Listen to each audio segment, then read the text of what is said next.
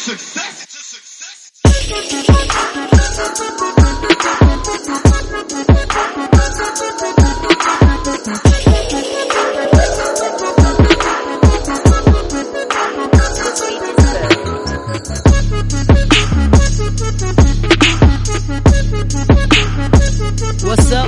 What's up? Welcome to your new favorite podcast, The Ain't Shit Show, the home of booze, views, and unpopular opinions. I want to thank y'all for joining us for episode 79. Yeah. My name is Fresh, and I'm one half of the pod gods, and with me is the best man in all the podcast land, my right-hand man, Mr. B-Head. Hola. Fuck is up? Hope you're doing all right on this lovely Thursday morning. Or it's summer out this bitch. Yeah, it's definitely summertime. It's good. It's summertime. Put your titties out if you feel like it. Hey, B got his shoulders out. Yeah. Shoulders look hair. like they got. It's a shoulders hair summer. You know what hey, I mean? he got two toupees on his shoulders over here. Little niggas over there. God and the angel. The God and the angel in the form of hair, my nigga. Yep. Hey, that's comes funny in many as hell. forms. Oh, true. True. It's omnipresent. How was your weekend? Omnipresent. Why are you crazy? How are you, man? Swell. What's going on with you? I'm cool. I can't really complain. How was your weekend? It was great. I had a great weekend, man. It was What you do? What did I do? Friday, I went to see the Plastic Cup Boys, which were Spank and Nice. Naeem Lynn, and that shit was How was that? That shit was excellent. Because I really didn't have that many expectations. Like, I seen them perform and shit, but I just really didn't have any expectations. So it was them, and they had an opener. The opener was really good too, and the tickets was only $20 a piece. So yeah, good night. Hell yeah, nice $50 a night. You know what I'm saying? Date night. That was cool. But yeah, That's it was. what's up. Yeah, all three of them was fucking funny as hell. Like, they all had different forms of comedy and shit. So it was actually, you know what I mean, like different stage presences and shit. So it was dope. It was a really good show. Then we ended up going out. That's what I like about Plastic Cup Boys, though, not to interrupt you, because they're all very, very different. Yeah. You know what I'm saying? Because, like, Naeem is just an asshole. Like, he's just a fucking dickhead. And Spank is like Spank, he's like, he kind of like got aggressive comedy, but he's aggressive with his gestures and his voice, but he just stand in one spot. You know what I'm saying? Like, Naeem kind of walk around the stage, but he's just an asshole. Like, he just be saying mad at clever ass jokes and shit. You know what I'm saying? But it was cool. And then, like, Kev, like, super animated. Yeah. You know what I mean? So it's like all different. That's what I do like about. And they had the opening nigga was funny as hell too. He was really dope. Like, what was his name? I have no idea. Opening nigga. That was his name. Opening nigga. The opening nigga. He was from Philly though. He was cool. Opener don't never get no love. Yeah, only because you're not paying attention in the beginning. Yeah. Right? You're not paying attention. You getting your mind set to be in comedy mode. You know what I'm saying? Like, yeah. Cause you're trying to be like, all right, is this nigga gonna be funny or not? You know what I'm saying? Cause like, they got the first joke is what gonna get you. You know what I'm saying? Like, for me anyway, especially for a motherfucker that I don't know. Like, the first joke, how you interact, like, the very first thing, not the first thing, but like how you get to the first thing that's trying to be funny, that's what gets it for me. You know what I'm saying? Like, I don't know. I love comedy. It's such an art. Like, I love comedy love too. To be a stand-up comedian. I've never tried it, but I'd be having mad like little routines in my head and shit. You know what I'm saying? Like, it just, like, I'll string along like 5 or 6 thoughts and then shit end up being like 3 minutes of comedy and shit. I'm gonna do that shit one day. I gotta have the You nerves. know what? I told you one of my things, and I'm supposed to be doing it this year, and I need to hold myself accountable. Improv. I'm supposed to do improv this year. Yeah, but we supposed to do that shit like 3 years ago. Damn. Nah, I remember us talking about it. Like, that was like our New Year's resolution. But I actually have it on my vision board, like, in my goals list, like, this year, like, I really supposed to do is right on my wall. But I think, so here's the thing about when people think you're funny, right? So I think people think you're funny. I think people think I'm funny, but I think we're funny in different ways. Mm-hmm. I know I could not do stand-up comedy.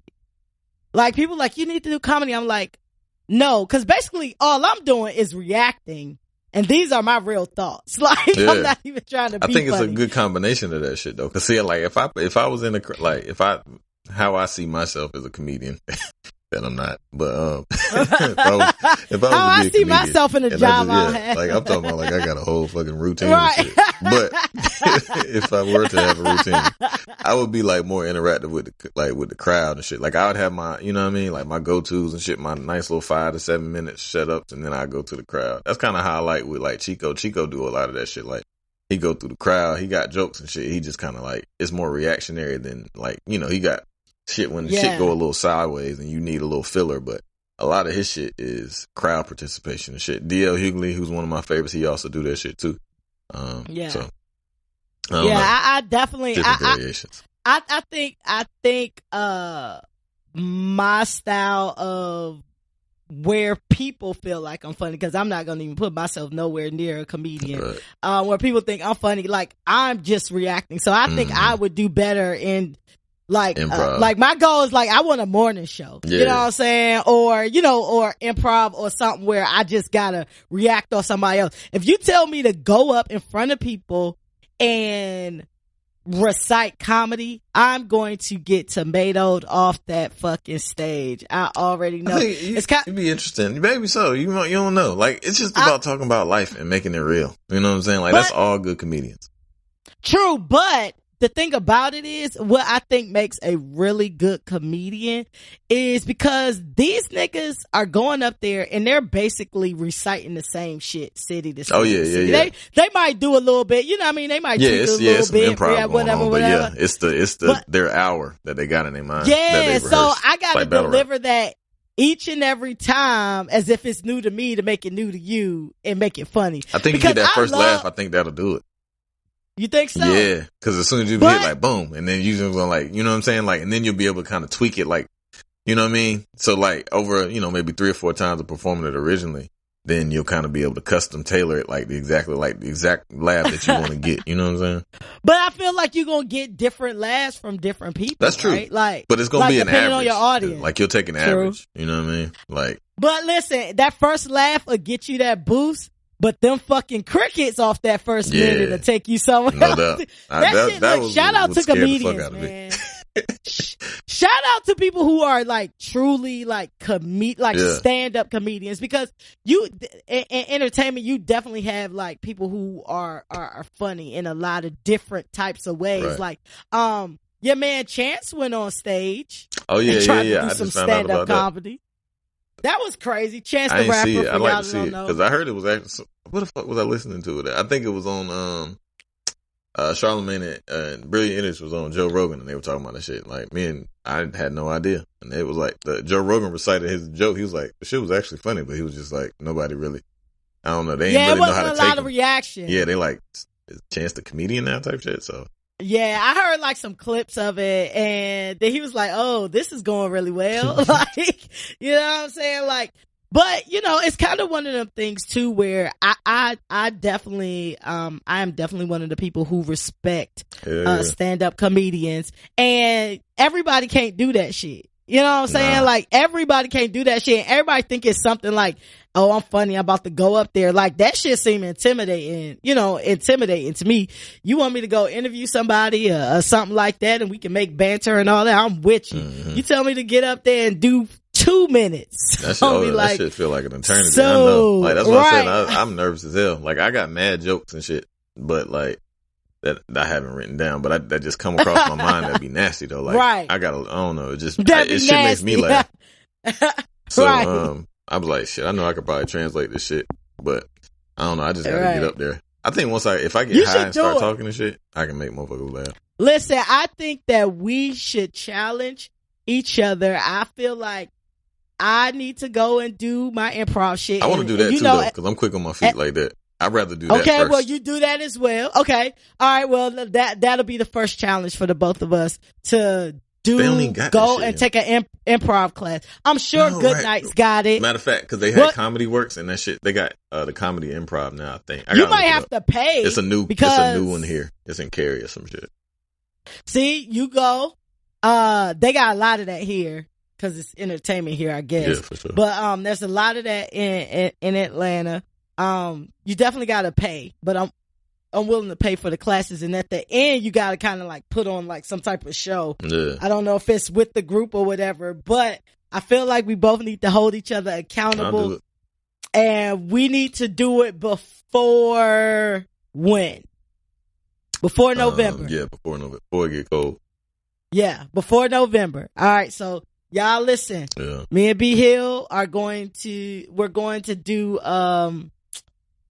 Yeah, we're gonna test our chops.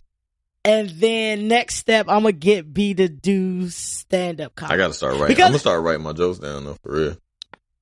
Hey, listen, I love good comedians. To me, can get up there and basically tell a story that's funny as fuck, and you don't even realize they telling the fucking story, and they bring some shit all the way back around. Yeah, like that you know what I mean. Like I love that. That's type battle shit. rap. Yeah, pretty much. That shit is battle rap. Yo, like that shit is battle rap. Like spoken word and all that type of shit. That shit is all like a combination. That shit is like. Like battle rap is comedy because you got to be able to like bounce and pop and pick and that shit. Yeah, it's an art, man. Like, yeah, but with battle rap, I feel like you get to prepare a little bit more. I mean, you get to prepare for both of them, but like with battle rap, you kind of like you got to take down like your opponent, so you need to do your research. You need to pull that shit together and all of that. And comedy, like your competition, really. Yeah, that's true. Cause you can defeat your own self. You know what I'm saying? And, you know, when we all, you know, when you talk about like where people have made it and like people only see the tip of the iceberg, right? Yeah. You on and you popping just like a Kevin Hart. And, you know, that's one of the things I respect about Kevin Hart and just like listening to his audio. Well, listen to his book. Y'all know I be doing Audible. And listen to his book. Like he went through a lot. Way before we knew who the fuck this little nigga was. Yeah. You know what I'm saying? So he popping now and he got all his things and he out here doing his thing, but you know, it's interesting to hear like motherfuckers didn't think I was funny. Like I got booed. Like I used to work for chicken wings. Like I used to you gotta love some shit to go through all of that. Yeah. You know what I'm saying? My homeboy's here then comedian. Shout out to Big Ant. He gotta get him on the show. Yeah, Ant was supposed to be on the show, I know. man. He been busy. I've been busy. I ain't thought about it to be honest. But I'm gonna get him up here because it'll be a good look. But yeah, man, he go through a lot of shit. You know what I mean? Like but he got he doing his thing. So he got good money and shit coming in as far as a good job and shit. So he do that shit on the side. But every shit he go to, he was like, I might win $100. He's like, I done won $100 contest. He's like, I don't even give a fuck about that. I just want motherfuckers. Everywhere I go, I want somebody to remember my name when I go do a comedy show. You know what I'm saying? And that's what it is. That's what it is. Yep. That's exactly what it is. And you know, I was going to see him. You know, something went down that night, and you know, he didn't get to make it or whatever. But I was going to see him. You know what I'm saying? Just off the strength of you, like, yo, that's my man. He funny. So I'm like, all right, bet, because I'm always down for some comedy. Shit in Greensboro. They be doing like the niggas from 102 be having some shit like the niggas that Chico used to fuck with. Like B-Dot and all them, they be having like a little comedy joint in Greensboro like once a month, and he won that shit. It was like Darren Brand, the nigga from Wildin' Out, B-Dot. It was a bunch of Wildin' Out niggas and shit, you know what I'm saying, and then some local niggas, but he ended up winning that shit out of all them niggas. So that's what's up. Whenever he come back to the A, I would definitely, you know, try to go check him out because I love comedy anyway. And it's a lot of comedy shows that go down in Atlanta. You're making me want to go to one this week, actually. Cause I get, you know what I mean? I get a lot of alerts and all that, like, hey, this comedy show going down, and you don't even have to pay. You know what I'm saying? Most of them joints be free as hell. Right. You know what I'm saying? So you can just go. But yeah, man, shout out to all the people who pursue their dreams, man. Just straight like that. Like you pursue your dreams. Man, shout out to us. We pursuing our dreams. That's you know what I'm saying? Like pat us on the back. You know what I'm saying? It takes a lot for you to, you know, chase some shit that you really want to do. Hell yeah. It takes a lot, like, up front just to muster up the energy to do it and the know-how, and then once you get in it, listen, you got it's like running on the treadmill sometimes, it seems like, but shit. It really, really does. You know what I'm saying? And me and B Hill actually was having a conversation yesterday or the day before last or whatever, just in regards to, you know, like the hustle and the grind of like this shit, just, you know, having a podcast and shit like that, because it's a lot of work that going behind this. You know what I'm saying? Like when people come up to me or whatever and they say, hey, let me be on your podcast. I can be on your podcast. And I'm just like, I had a nigga interviewed over the phone, like, yeah, man, you know, I really love your podcast. I love to be on.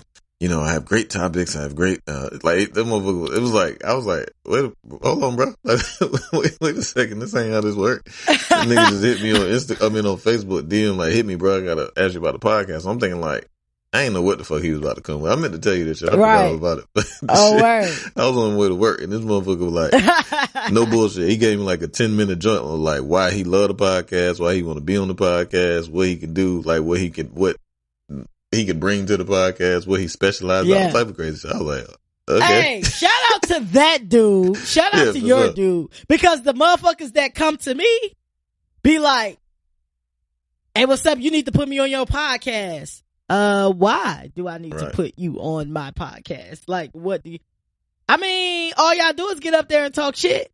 Oh, so you think we just show up? I mean, we just show up and that's what happens. We're here. You know what I mean? You think this shit magically comes together. Right. Like, this shit takes time. This shit takes money. That's a fact. And the thing about it is, like, I love it. You know what I'm saying? I love it. You know what I'm saying? And, you know, I was talking about, you know, our conversation that we had, you know, and, you know, I was kind of, you know, venting a little bit because I know a lot of podcasts that are not great podcasts. Yeah. You know what I'm saying? But they have either a celebrity or a machine behind it. Mm-hmm. You know what I'm saying? So I'm listening like brand new podcast because I heard it on another podcast and they're like, hey, this new podcast is coming from Gimlet Media or, you know, Loudspeakers Network or, you know, whatever. And I listened to the podcast and the podcast is trash, but they already have sponsors. They ain't did not one show yet. You know what I mean? So with podcasting being the new thing, you know what I'm saying? Now, podcasting is old. Podcasting is like over 15 years old. But in the past like 5 years or so, corporations and shit have caught on to the podcasting wave. So they're putting out podcasts that already got millions of dollars behind them. You know what I'm saying? And you know what? I keep my head up because it is thousands of y'all that listen to us. You know what I mean? Crazy. And we're doing great for an independent podcast. I think of us like, you know, Nipsey selling the tapes out the trunk. Oh yeah. You know what I mean? You know what I'm saying? And our time will come. And I can't sit here and complain because the average podcast with no celebrities and kind of in the same independent state that we in do 140 streams on average a month. Yeah. And we killing, you know what I mean? 4,000-5,000 streams an episode. Hoes. So we doing great. Hoes. Just we doing great. That's a fact. For an independent podcast. We appreciate y'all. That is because of y'all. So don't take my rant as I don't appreciate y'all because listen, we grew a lot. So each and every one of y'all that signed up, and when I'm looking at these stats and these analytics, and you got motherfuckers in Africa and down I mean, like you got Australia, you got niggas in Alaska, you got people in fucking North Dakota, like listening to this pod. Damn, like really? I wish I knew what y'all shit. Bismarck, is it Bismarck, North Dakota? Shout out to niggas in Bismarck. Shout out to you for knowing business. Yeah, you know, I'm goddamn geography, man. You know what I mean? But yeah, man, you know, it just get a little bit frustrating sometimes. But you know what I'm saying? Like, I do this because of y'all who tune in. You know what I'm saying? Like, I ain't gonna even lie. I love doing this. You know what I'm saying? And we have our day jobs and all of that, and a lot of my favorite podcasters had day jobs before, you know, they were able to do this. Yep. And so we appreciate our journey, but you know, just sometimes when you know you way more fire than some other niggas. Oh yeah. And they popping champagne, and you just like, bum ass niggas. Like, come on, but y'all that show us love, and for y'all who just feel like y'all should be on this podcast because y'all know how to talk shit. Shout out to y'all for listening, to think that's what we do. And apply on Glassdoor or fucking LinkedIn. Right. Otherwise, Indeed on you hoes. Yeah, like goddamn, put you goddamn, set up a profile and shit. And submit your shit to fucking our LinkedIn profile. Because otherwise, nigga, goddamn. Apply on LinkedIn. I want y'all to apply on LinkedIn. I just found out what Glassdoor was. Did you know what? You didn't know about Glassdoor? Fuck no, I ain't give a shit. I didn't really search for jobs and shit until I got my most recent job. I knew certain shit to go to, but I won't really own that shit like that. But I know, you know what I mean? Hey, I'm always ready in case I don't never have to get ready. Cause I feel you. My nigga, I be like, on any given Sunday, I be like, you know what? Yeah, y'all motherfuckers ain't gonna stress me. That's a fact. I got skills. Let me see where else I can go. You know what I'm saying? I don't have no loyalty to these companies for real. But I actually have a listener letter later that we can kind of harp on that a little bit. Right. So, it is what it is. But again, shout out to B, because B don't know what the listener letters are going to be before we record. Yeah, no. So he always kind of lead us there, organically. It's magic, nigga. That's how you got to be. You know what I'm saying? You can't just be a podcast. You got to be magic. Hey, for sure. Or get your own podcast. Try that shit on your own to see how easy that shit comes. Hey, listen, how many people that came to me and said, hey, can you help me or tell me what I need to do to start a podcast? I'm all about a person getting up. You know what I'm saying? If I can help you, I help you. You know what I'm saying? I tell them the shit. I will never see a podcast come. And I done had multiple conversations with niggas who sat down and was very adamant, yo, this is what I'm trying to do. And da-da-da-da-da-da-da. What type of podcast you want to do? Right. Me and B do a current events type podcast. So we got to record every week. Right. You know what I'm saying? Do you have a podcast where, it doesn't have to be current. You can record a bunch of stuff and then just put it out when you feel like it, or weekly or whatever your cadence is, for your podcast. So you got to put information together. Real talk, I think people really believe that people just turn on the mic and start talking. Now, I'm not saying that it's not podcasts out there that's like that. But it's always, the good ones have pre-production and shit. Yeah. You gotta have some type of programming. And it can be minimal, but you gotta have some type of order to it. You know what I'm saying? Yeah, you really have to, because at the end of the day, the way we structure this is to sound like just conversation, because that's the way it's supposed to sound. But there's structure there. The moral of the story is, if you want anything, it's gonna have to be work behind that. Mm-hmm. You know what I'm saying? Regardless of, even if you just want to get on there and you just want to talk shit, because there is a podcast where niggas literally get high in a car and start talking. Yeah. That's it. You know what I'm saying? And they have an audience for that. Yeah. You know what I'm saying? But you know what them niggas had to do? They had to plan when they're going to get in this car. Mm-hmm. Somebody had to get the weed. They had to make sure they were in a location in which there was not a lot of noise so that they can record in a car.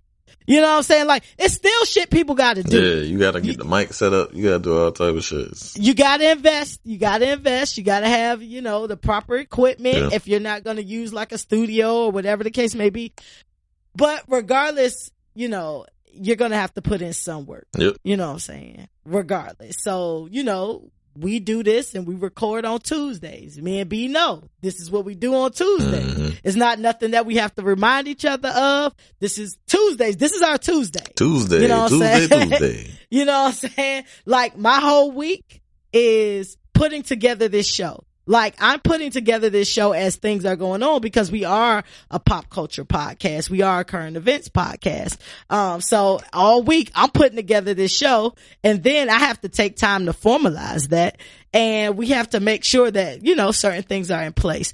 So I'm gonna hop off the soapbox, but I'm just saying, you can do whatever the hell you want to do. Mm-hmm. Whatever you want to be in this life, you can be it, but just don't think it's gonna come by magic. Yeah. Is all I'm saying. If that was the case, everybody would hit the lotto. Every time they played. Otherwise. Every time they play. I won $15 the other day. Oh. I done won $15 twice. Ballin'. In the past 2 weeks. Money. Look at me. $30. I done flipped my dollar and made That's it into 15 another thing I told twice. myself, like, I'm gonna start playing a lot on my homegirl. Shout out to Chan. She was over here getting stoned as fuck. I had got some bud. My homegirl bought me some bud from fucking Vegas, and like I done been to Vegas and smoked legal weed, but she bought some shit back, and this shit I'm high as fuck right now actually, but that shit it's like 30% THC. Shout out to her. Shout out to Ryan for bringing me some shit back. But we were getting stoned, and we was like, yo, we hit the lotto, that shit like $1 whatever the fuck it is. And we was like, yo, we got to start playing the lotto. And I was like, yeah, because I always talk about how I'm gonna fucking win, but I don't never play it. You know what I'm saying? Like, in order to fucking be in it, you got to win it. You got to be in it. You know what I mean? So facts. I'm about to start playing the lotto more often, which sounds wild, just to be kind of seems like wasting your money, but hey.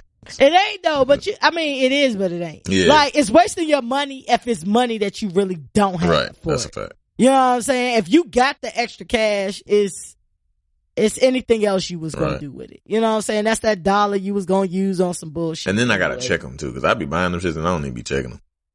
Facts. You know what I mean? Like, I'd be mad at them shit. I just throw them shits away. I probably threw away a cool $1 million. Yeah.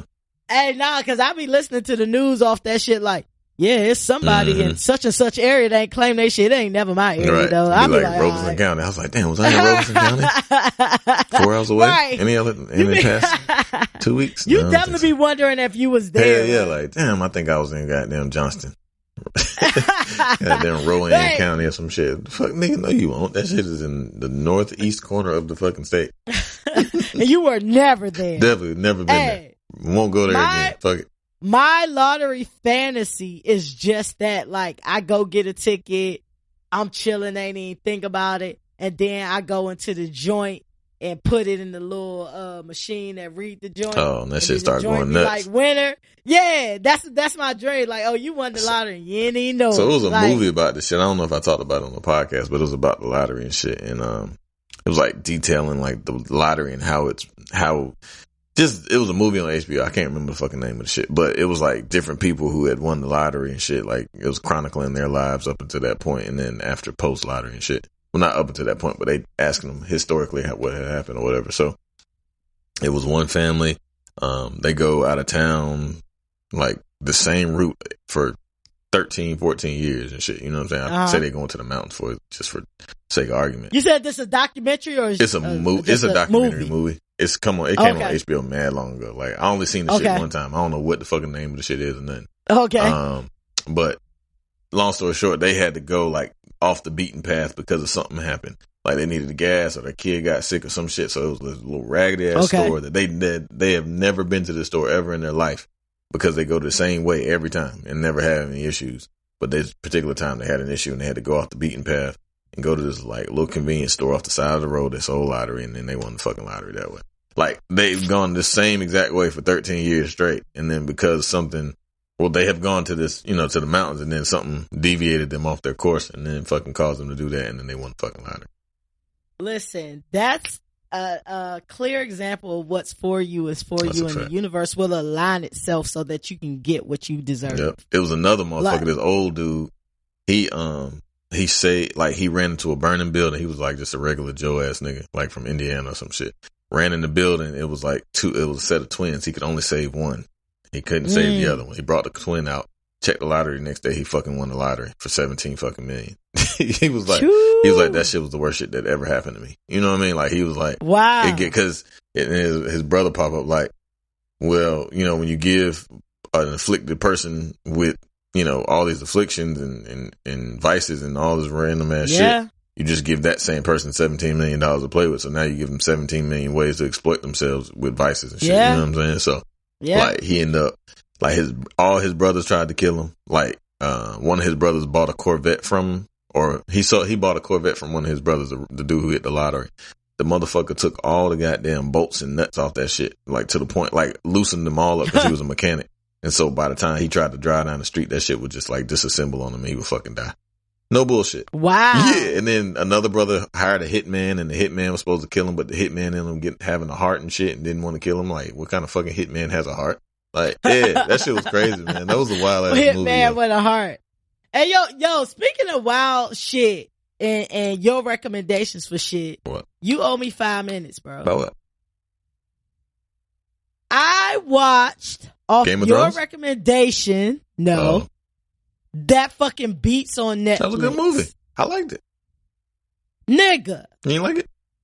Hell no. Wow. That joint, it had good bones. I thought it was going somewhere, and that shit ended up being trash. The ending was kind of trash, but up until that point, it was right? Exactly. Look, yo, one thing that I hate about any movie, I can watch a movie that's trash all the way through and then have a trash ass conclusion, but don't lead me all the way 2 hours and then disappear. Yeah. Like what I was watching this whole 2 hours for, like. We don't have no conclusion. We don't have no wrap up. Like, we don't have no nothing. The ending won't, like, it was whack. It won't as good as I wanted it to be. But it wasn't a movie ruiner for me. It was definitely a movie ruiner for me because I was invested in shit. So I'm like, they could have even wrapped the shit up. I'm not gonna go into detail, but you can fast forward a little bit if you want to watch Beats. But I just felt like they could have wrapped this shit up with some, my nigga was cured and he became famous. And well, he kind of did. Yeah, I mean, it could have been. They showed. I ain't gonna get into it because I don't want to. Next week we talk about it. Y'all motherfuckers better watch it. If y'all want to watch it, that shit was good to me though. I liked it. I felt like it could have been a really good movie. Like I felt like I was with you. I was like this. I saw what was going on, you know what I'm saying? I'm like, all right, cool. And I'm getting through. And then I'm just like, really, nigga? Like, this how? Right. Yeah. You go soft I enjoyed on it. End. I think, write in, tell us what y'all think. But I thought it was a really good movie. You know what I'm saying? The ending was a little lackluster, but I don't think, like I said, it didn't ruin it for me completely. You know what I mean? Yeah, man, I hate my time being wasted, man. Like, because I wouldn't have watched it. If somebody would say, yo, the ending just super trash, I wouldn't have never watched it. But to B Hill's credit, it was good, but they didn't wrap it up. Yeah. That's the fucked up part because it's just like, oh, you come and then you tell me a story. You like, yo, at work today, let me tell you what happened. You give me that shit and then you like, yeah, so I got coffee. Bitch, what? It like, wasn't that really? bad, man. But it's just a little that bad. That's what we doing here. It wasn't that bad. I just invested in this story. It wasn't that bad. Watch the movie, man. That shit was good, man. It was a good black film. Support black people shit on fucking Netflix. Listen, I went out Thursday and Friday and Saturday, I feel like because I lied, I'm going to tell y'all something about anytime I lie at work, trying to get out of some shit, saying when you lie about being sick or some shit. Oh, yeah. It was something that was going on, Thursday at work, after work hours though. And I was like, earlier that day I had already had a plan like, like I'm already about to fake like I ain't feeling well because I don't want to go. Anytime I lie about not feeling well, then karma be like, hey, bitch, remember me? With your lying ass. For sure. So like Thursday and Friday, I hung out, done all that good stuff, and then Saturday I woke up and, I had to do some running around or whatever, but I felt like I was back in drunk purgatory, right?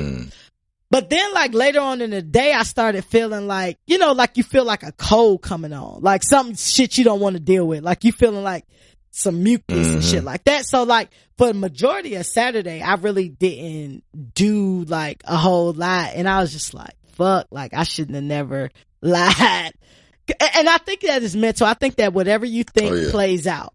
You know what I'm saying? And because this is what I think every time, it happens like clockwork. Like if I lie at work about not feeling well to get out of some shit, then it definitely comes back on me or whatever. So that's actually how I end up watching Beats on Saturday. But I thought about you when I was out. I don't know, it was Friday or Thursday. I can't remember. But You Don't Even Know It came on by Rick Ross or whatever. And I was like, and I think I was going to text you, but I was a little too tipsy. And I said, I was like, yo, cause you rarely hear You Don't Even Know It. anymore. That's like, true. I feel like that one line fucked it up, so people tried to bury it. Such a good song. But if you stoned and you drunk and the music is just, hey, you don't even know it goes in. Nah, that shit Minus hard that as fuck. one Rocco line. got some bops. Like, niggas be fronting on Rocco. Rocco got like 5 or 6 in the cut. Like, Rocco can do a show. Ross fucked that up for Rocco with that one line. That one line buried that song. If that one line put Molly all in her drink, she didn't even know it. If he wasn't on his Bill Cosby in that song would be played all the time. That was a good song, man. That shit rock, man. That shit Damn, rock. Ross, like, you Rocco got some hits though. up. Like, I mean, some hood nigga hits. You know what I'm saying? Like, he can go and get some show money if he wanted to. For some reason, I equate Rocco and Yo Gotti together. Not quite sure why. Yeah, I don't know why either. Rocco, Yo Gotti is clearly the bigger commercial star, but he's just nicer too, though. Like, Gotti can rap. Like, Gotti can rap. Rocco can't. Like, Rocco just talk shit. You know what I'm saying? Like, fly nigga shit. Like, get money shit. Like, he ain't no rapper. True. Like, Gotti can actually rap a little bit. That's true. Gotti probably the nicest nigga from Memphis. Like, bars wise.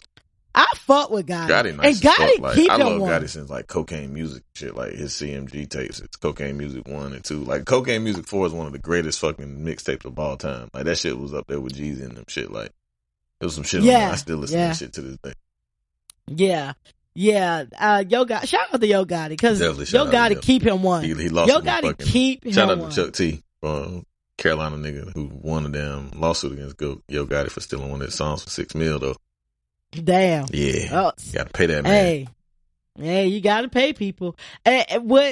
So, Young Miami from City Girls, she is pregnant or whatever. So now Act Up season is now in jeopardy. But it seems like a lot of females have switched over to having a hot girl summer. Oh yeah. Which is, Meg branded by Meg Thee Stallion. That's a thick girl. As a dude, would you be more concerned with your girl having Act Up season or a hot girl summer? Shit, them bitches is equal the same, as my daddy said. That's what your daddy say. Hey, I don't know, man. Like, I don't know. Hot girl summer seem a little. Hot girl summer, you in niggas' faces.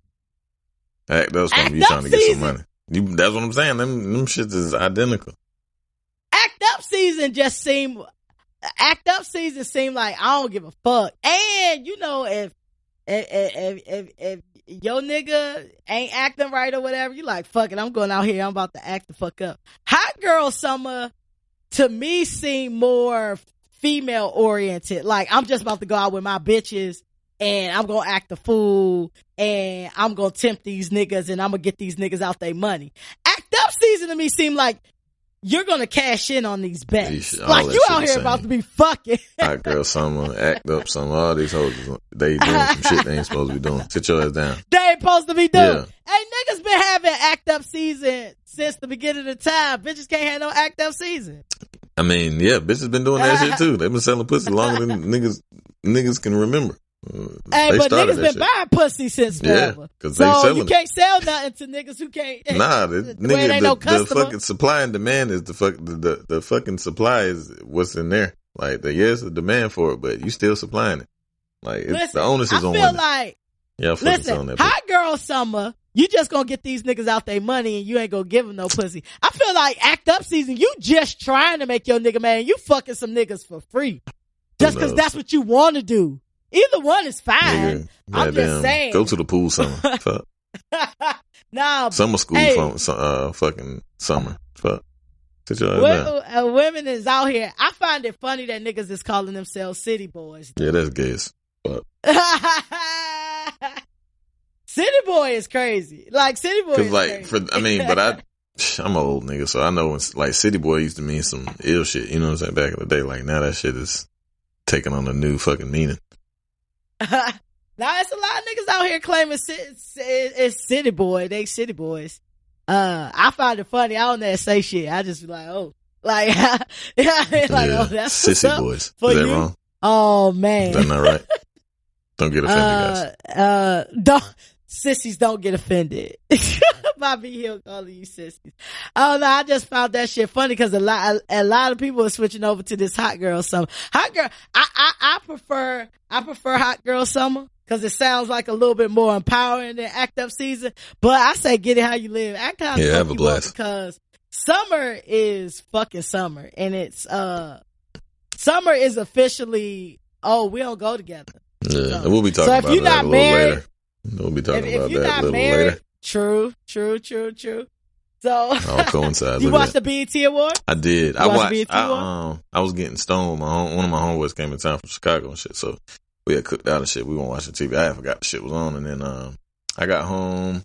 When the fuck did I get home? I think right before Mary performed, and right on time. That shit was awesome.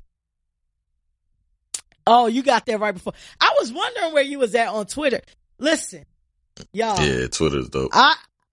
Twitter is where we all get together as a black ass family and watch a black ass show together.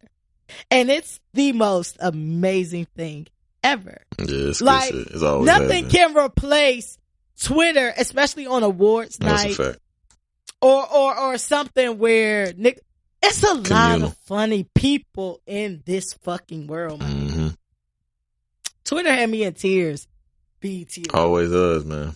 Always does. I remember when I remember that shit. Like I remember it was some fucking the golden age of Twitter. Like 08.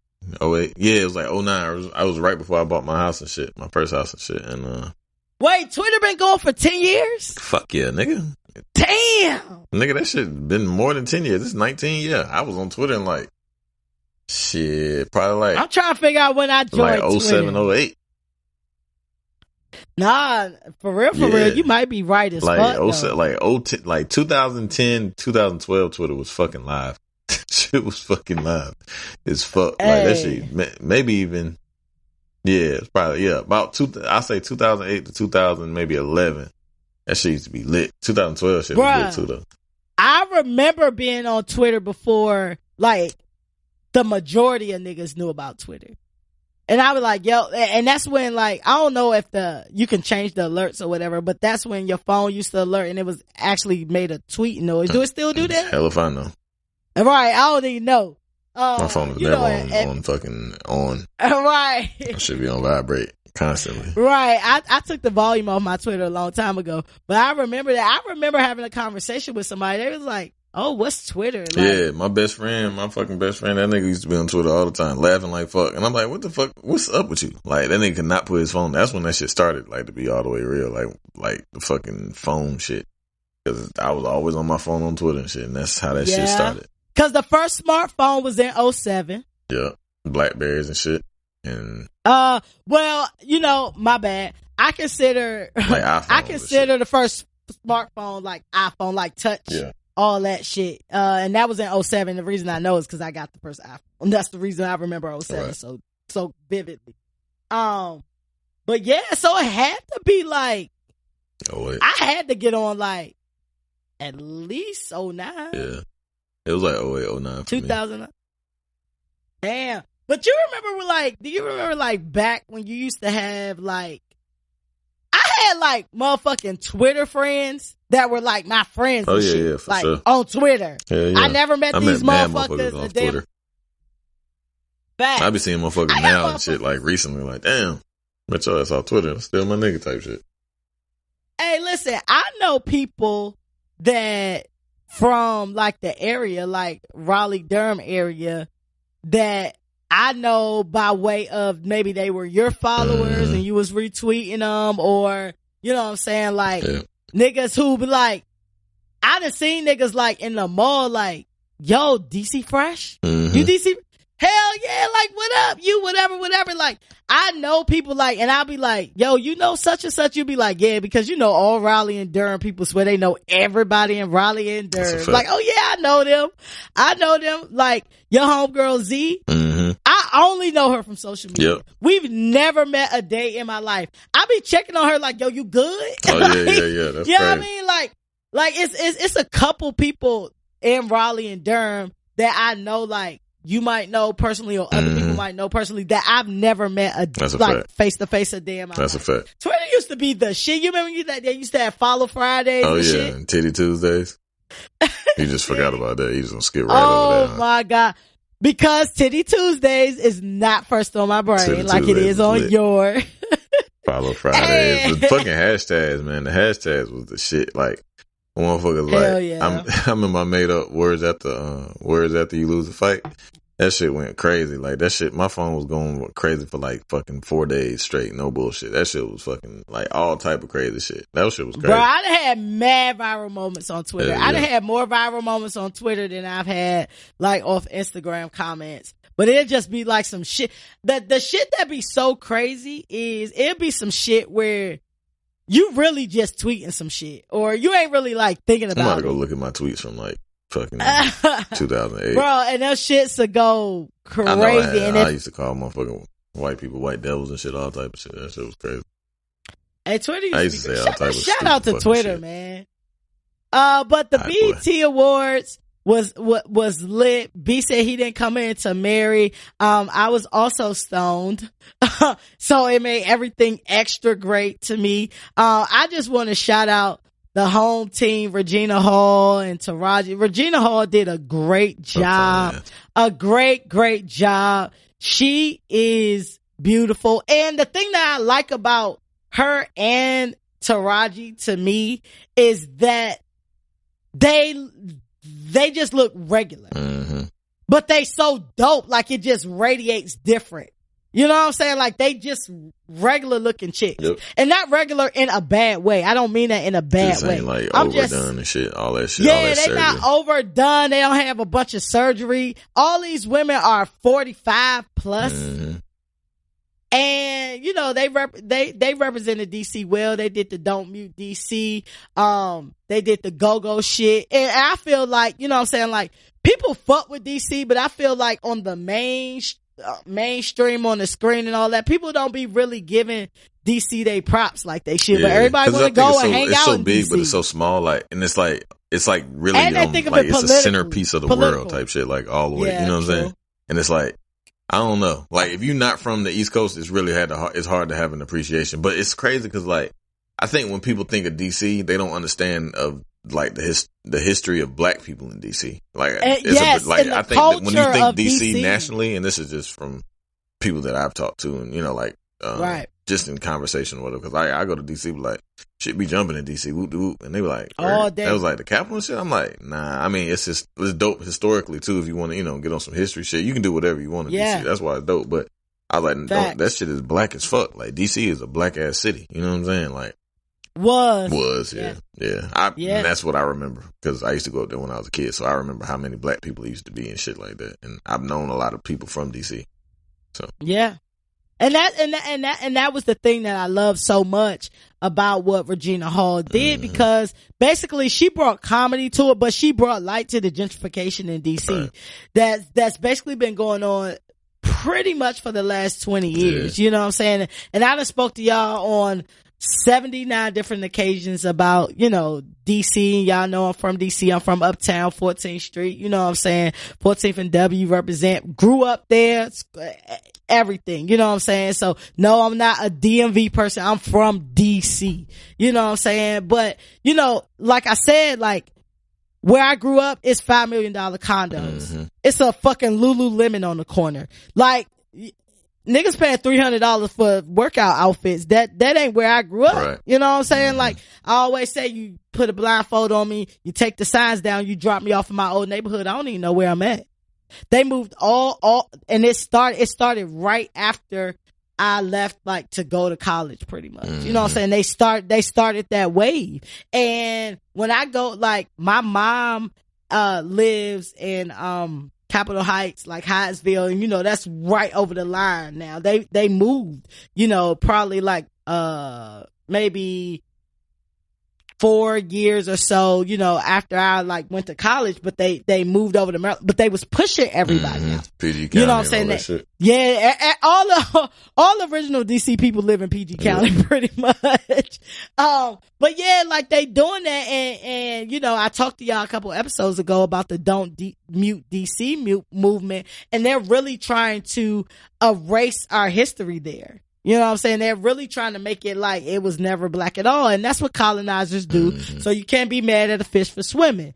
However, you know what I'm saying? Like, it's important that in our black cities, not only in DC, and that's probably why I just love Atlanta so much, cause it's so fucking black, but Atlanta rule they shit. Like, I feel like white people know they place in Atlanta. They get money and shit in Atlanta as well, but they know they place in Atlanta. Where in other places, they just come in, conquer, I think take DC, over, colonize. DC so federal, right? So it's no like state government type shit. So that doesn't really matter. Right. But I think we pay state taxes, but we don't have representation in the House of Representatives. That shit is whack. They need to redo that shit. Like, they just redo all this fucking shit. You know what I mean? Like, that shit is whack. Like, how you gonna charge niggas? How you gonna tax niggas to live and then they don't even get represent? Like, you know what I mean? Like, they need to be, like, DC should be made a fucking state. Like, or something. Listen, you own we talked about this. You own a house, but you don't own the land. Right. You know what I mean? Like, you don't own, like, you like, oh yeah, I want to get this row house. I want to get this whatever in DC. That's cool. However, if we want to do some other shit, you gotta go, cause you don't own the land, where in other places, you own that whole lot. Wherever your house at, you own that little plot of land, however big or small it is. Like, you own that. You know what I'm saying? And they buying people out. So, you know, you can't be mad at a black person who, you know what I'm saying, they've been in their house for 30 years. They had generations come up through that house, you know, 30, 35 years. And then they come to you and say, look, I got 800,000 for a house you paid 35,000 for. Right. You know what I'm saying? They out. You know what I'm saying? And I can't blame them, cause niggas gotta eat too. Yeah, it's like half a dozen, 6 in one hand, half a dozen in the other type shit. It's like, I'm currently going through that shit now, but cause I want to rent my shit out, but I'm flipping it now, so fuck that shit. But, you know, I wanted to own it too, but I'm just going to buy some other shit. But yeah, I understand, man. Ain't nobody ever, it's funny what you say you won't do until the motherfucker come in there with goddamn $700,000 written in your name. And you take that shit. I know somebody who sold that shit for 1.5 and they held out like 3 or 4 times. And my whole thing about it is, if they giving you 1.5, they about to make 3 off of it. Easy. You know what I'm saying? They about to make 3, and that's what they doing. They going in, and gentrification is just that. You know what I'm saying? Gentrification and genocide is pretty much the, we just gotta start taking, we gotta be the ones gentrifying though. Like, we gotta start like I hate to say urbanizing. We just need to make areas black. Yeah. And that just means like keeping our property value up and not letting that shit get run down, and making our own fucking middle class and shit. You know what I'm saying? Where we're fucking like, that's the dope shit about my neighborhood. Like, my neighborhood, we got pretty nice houses out here, but it's a lot of black people that live out here. You know what I'm saying?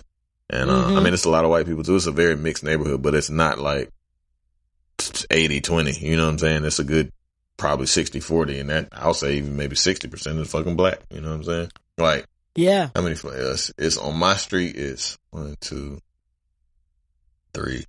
Yeah, it's 3. Well, yeah, it's 3 out of the like 12 houses on my street that are black. But on the back side of me, it's like 4 or 5 out of 9 that are black. You know what I'm saying? So it's a good you go to the pool, you're gonna see a bunch of black people and a bunch of white people and a bunch of Asians. We got, like you said, we gotta start owning our shit and keeping it up. And you know, back with the BET Awards, that's why I thought that Tyler Perry's speech was so important. He smoked that shit, boy. He definitely did. He said, you know, while y'all talking Oscar so white and y'all want to see that table, I'm building my own fucking table. That's basically what he said. Like, I don't need y'all approval. Yeah. And I think that, like, the only thing he missed out of that was like, that's why we come here and support BET, right? Like, you know, like, don't show up to these fucking shit. You got your own fucking awards. Like, show up to your own awards. You know what I'm saying? I think if he would have wrapped that shit in there, that would have been nasty. Shout out to Rihanna for showing up. And because I feel like those superstars need to show up. I feel like the J's and the B's, they need to show up. Come though. You know, that's one thing. J and B. They come. Puff be there. We always got some like now. Elite representation. Yeah. You know what I'm saying? But everybody should come. But I feel like it should be the same eliteness that it is at the Grammys. Yeah. You know what I'm saying? And now I get it. We ain't talking about like no Source Award shit. Yeah, and all but that. like them shits like BET Awards, Soul Train Awards, y'all niggas, especially if nothing else, niggas definitely need to show respect to Soul Train Awards, because without that shit, it would be no BET. Like, no, like, you're right. If you watch, I should have told you American this too. Soul. Say what? American Soul? Nah, if you watch The Black Godfather on fucking Netflix, please watch that shit. Yeah, I started that. I need to finish that. Like, that was looking great. That was going great. Is it Clarence? Clarence Avant? What the fuck is that nigga first name? It's either Charles or Clarence. Avant. It's Avant, I know that. But this man he got Barack elected, he got Bill Clinton elected. Like Bill Clinton when he was going through all that shit, like Clarence Avant, dude from Climax, North Carolina, which is right outside of Greensboro and shit in the country. And like no formal education, just had just the wherewithal and the street smarts to be able to fucking go through any boardroom and get shit done. Got his sister, like his daughter was like on the board of fucking, that shit was dope. I don't want to spoil it for you, but that shit is really dope. I mean, it's a documentary, so you can't really spoil it. I'm gonna finish watching it though. Like Quincy Jones is his little man. You know what I'm saying? Like that's his little homeboy type shit. You know what I mean? Like if Quincy Jones is your little man, you a made nigga. You know what I mean? So really dope. You know what? The thing that, and again, I haven't finished watching that. However, from the 30 minutes or so that I had got into it before I was interrupted, is the thing that I like, and you can correct me if it changes towards the end, is that this nigga was behind everything, but still kind of like behind it. Yeah, like he wasn't like all up in the videos, all up in the Clarence. You know what I mean? My fault. His name's Clarence. I said Charles, but I said Clarence too. But just to clear it up, his name's Clarence Avant. But yeah, so it's like he's responsible for every fucking thing, like pivotal in black people's lives, damn near. Listen, I be calling them niggas like Forrest Gump niggas. Yeah. You know what I mean? You know how Forrest Gump was a part of everything? That's what they said in the movie. They said that shit in the movie. They were like, he's like the black Forrest Gump. It's somebody I met, I call them Forrest Gump because they've just lived this life. Mm-hmm. And I'm just like, yo, you like Forrest Gump. But, yeah, man, like that shit dope. And I just want to show y'all, like, you don't have to be, hey, look at me all the time to be getting money and to be getting things done. Yeah. You know what I'm saying? You can move a little quieter. You know what I'm saying? Because normally the niggas making the most audible noise ain't doing shit anyway. They just want you to think they doing some shit. You know what I'm saying? But, you know, we've been going, but I just want to say, hey, Mary did her thing. Shout out to Mary. Mary deserved all the things. Baby was getting tired though. Hey, nigga, that's 48 with some thick thighs on him. Yeah, he's gonna be tired. Hey, listen. She getting back. Like, she getting back in her groove. She did great. And I was high as a bitch. I had a whole concert in there off that Mary, bro. I turned that shit up. Man, that goddamn. Me and Mo was rocking in bed like, goddamn. Listen, BET, I personally feel like BET Awards is the best. I love the BET Awards. They never disappoint. That was actually going to be, I was going to talk about that, like the greatest BET Awards in history, that like kind of just recapping them shit, like pivotal moments. I remember that year Bad Boy was on that shit. Oh yeah, I remember they shut that shit down. Yeah, when he fell out. We was coming out the thing. He fell through the hole and shit. Yeah, that one got up and but they was rocking. That shit I remember dope. I had a watch party at my crib. That year or whatever. When I tell you we was in that bitch like a whole fucking concert. Yeah, for sure, nigga. I was in that bitch rocking. That's why I was like, I gotta go to the tour. I ain't even go. But I wanted to go to the I shit saw in New your York tweet about Method Man.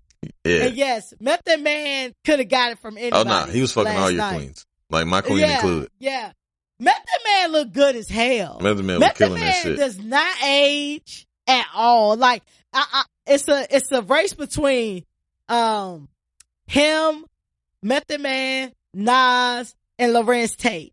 Yeah. As far as the Fountain Youth Awards, they showed Lorenz Tate in the crowd. I was like, this motherfucker look like he's still fucking 20 Bro, years that old. nigga could still play old dog today if he wanted to. Damn, this nigga fucking don't age, motherfucker. This motherfucker is flawless. Hey, Look at that melanin. Hey, my wife, black don't wife, crack, she bro. was on it. She was like Method Man. She was like Dave East is the new Method Man. She was like that motherfucker is fine as shit. And I was like, okay.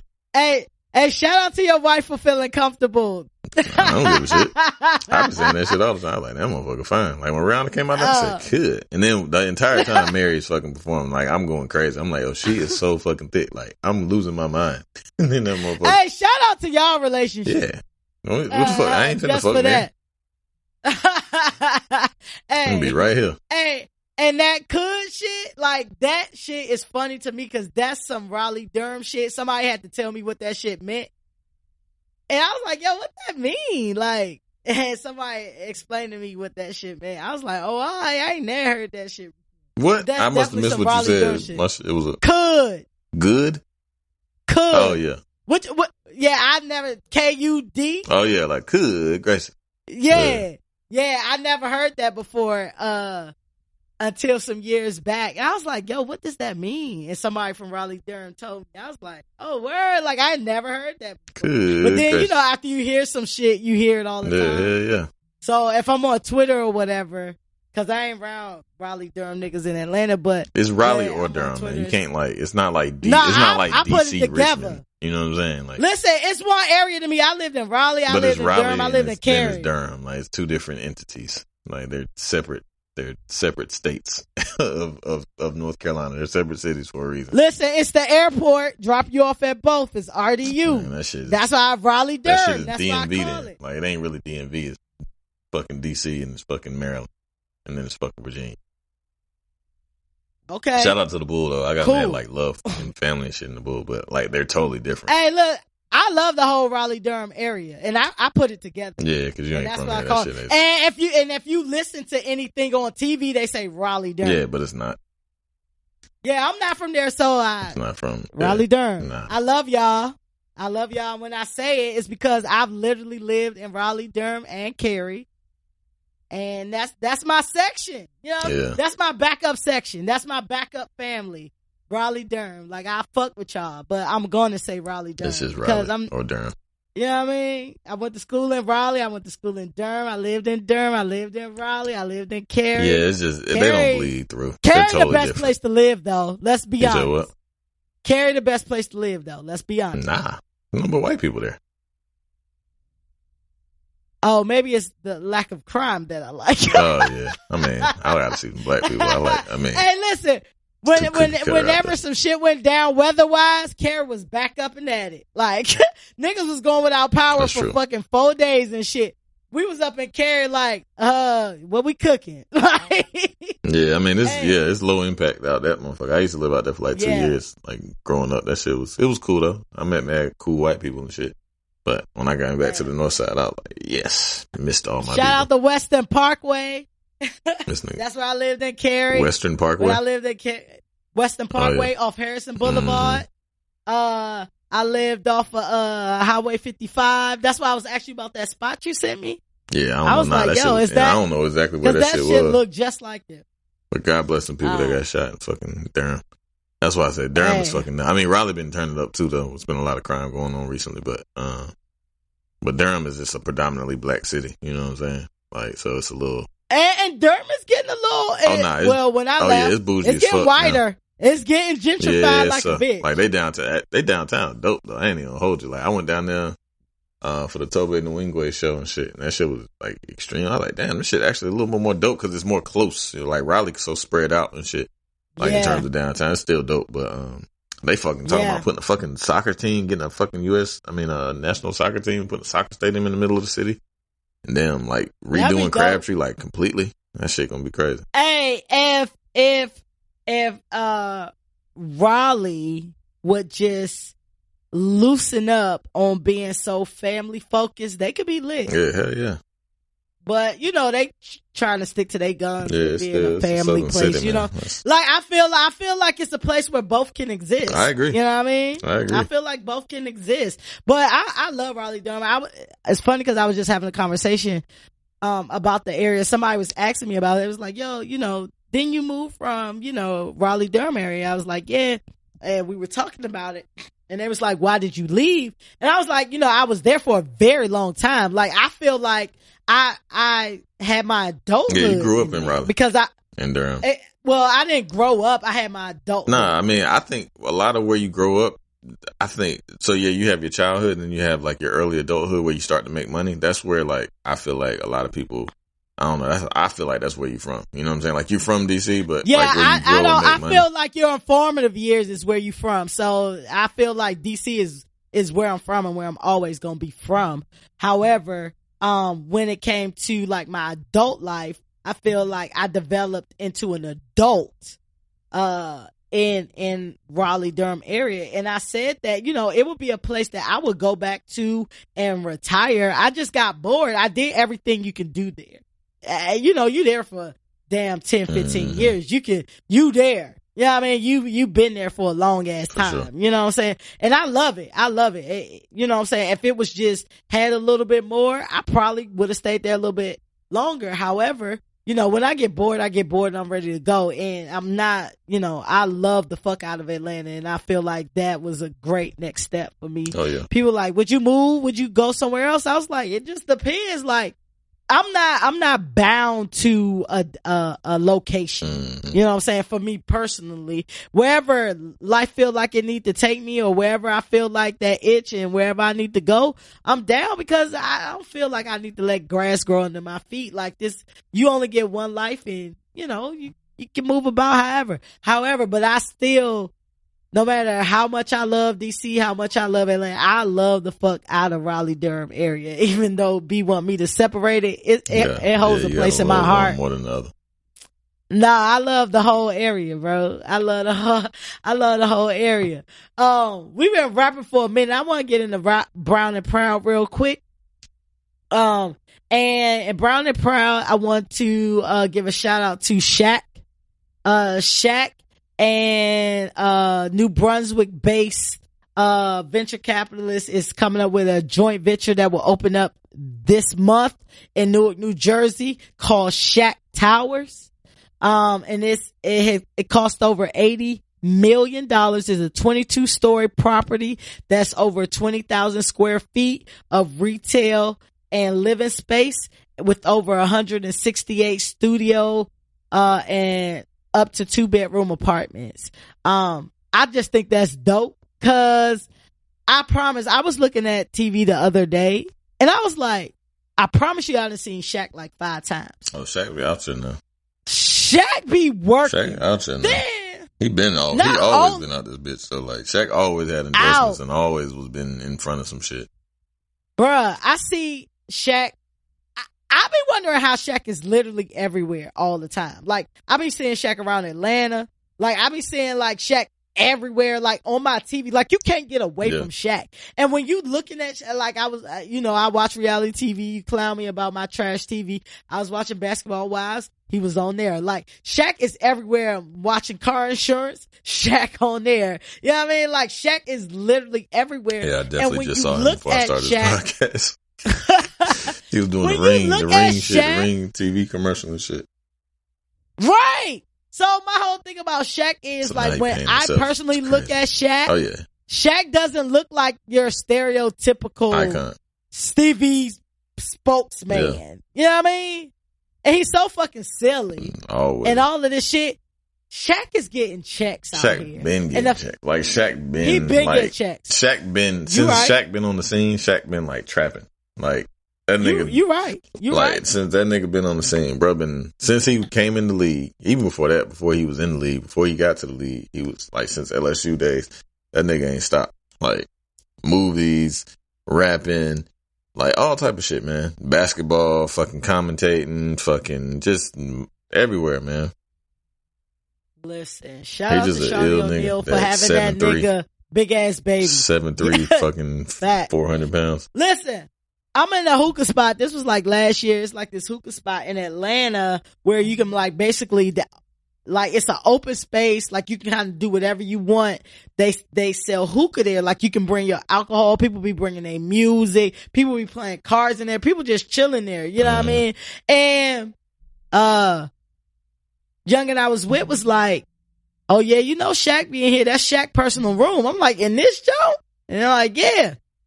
I promise you 10 minutes later, Shaq walk in. Like, but off the regular though, like, he don't even be tripping like, yeah, whatever. Then like, just go chilling. Like, just, he don't care. I guess if you that big, you really don't care about shit. Fuck, niggas knows me. Like, I can't hide. You know right. You definitely can't hide. Man, shout out to Shaq though. And then I want to give a shout out to the 2020 Walk of Fame recipients, the African American ones. There are 35 overall recipients. But because I'm black and I love black people, I want to shout the black people out. Is that shit like 10 miles of fucking walking? Cause that shit, it's so many fucking people that get fucking walks of fame. Walks of shame. Walks of shame. I don't know. That's a good question. That shit got to be like 10 miles. I've been, on the Walk of Fame before. I've been to Hollywood and did that touristy type thing and on there, but I can't even really remember how long it was or if I even walked the whole thing. Right. But shout out to Mahershala Ali, Lawrence Fishburne. Mahershala already well deserved. Nigga ain't been out but about 2 years. You talking about? You said Larry Fishburne and then Mahershala. Like, yeah, but Mahershala been out for a while, man. But I think we just start paying attention. But bruh, Larry Fishburne and you got Mahershala.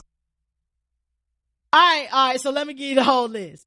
And so we can determine. Because it's Mahershala Ali, Larry Fishburne, Spike Lee, Octavia Spencer, Terry Crews, Wendy Williams, Fofty, Curtis 50 Cent Jackson, Alicia Keys, and Muddy Waters. Damn. So that time span is, he dead. So, that's all over the place. Yeah, it's a wide range. I mean, the nigga did win Oscar and shit, but goddamn. Nah, Mahershala definitely, I need to see how long Mahershala Ali. Let me see how long he been around. Cause I feel like he been around, but he just really started popping. I don't know. You get Larry Fishburne. Like, Larry Fishburne been in some good shit. Remember when Larry Fishburne's daughter was fucking? She was in porno and shit. No, you never heard that? You don't remember, like, she was fucking, like, it was his daughter, Larry Fishburne's daughter was doing porn and shit. That shit was like a big thing on Twitter. I remember seeing it on fucking Twitter. How long ago was that?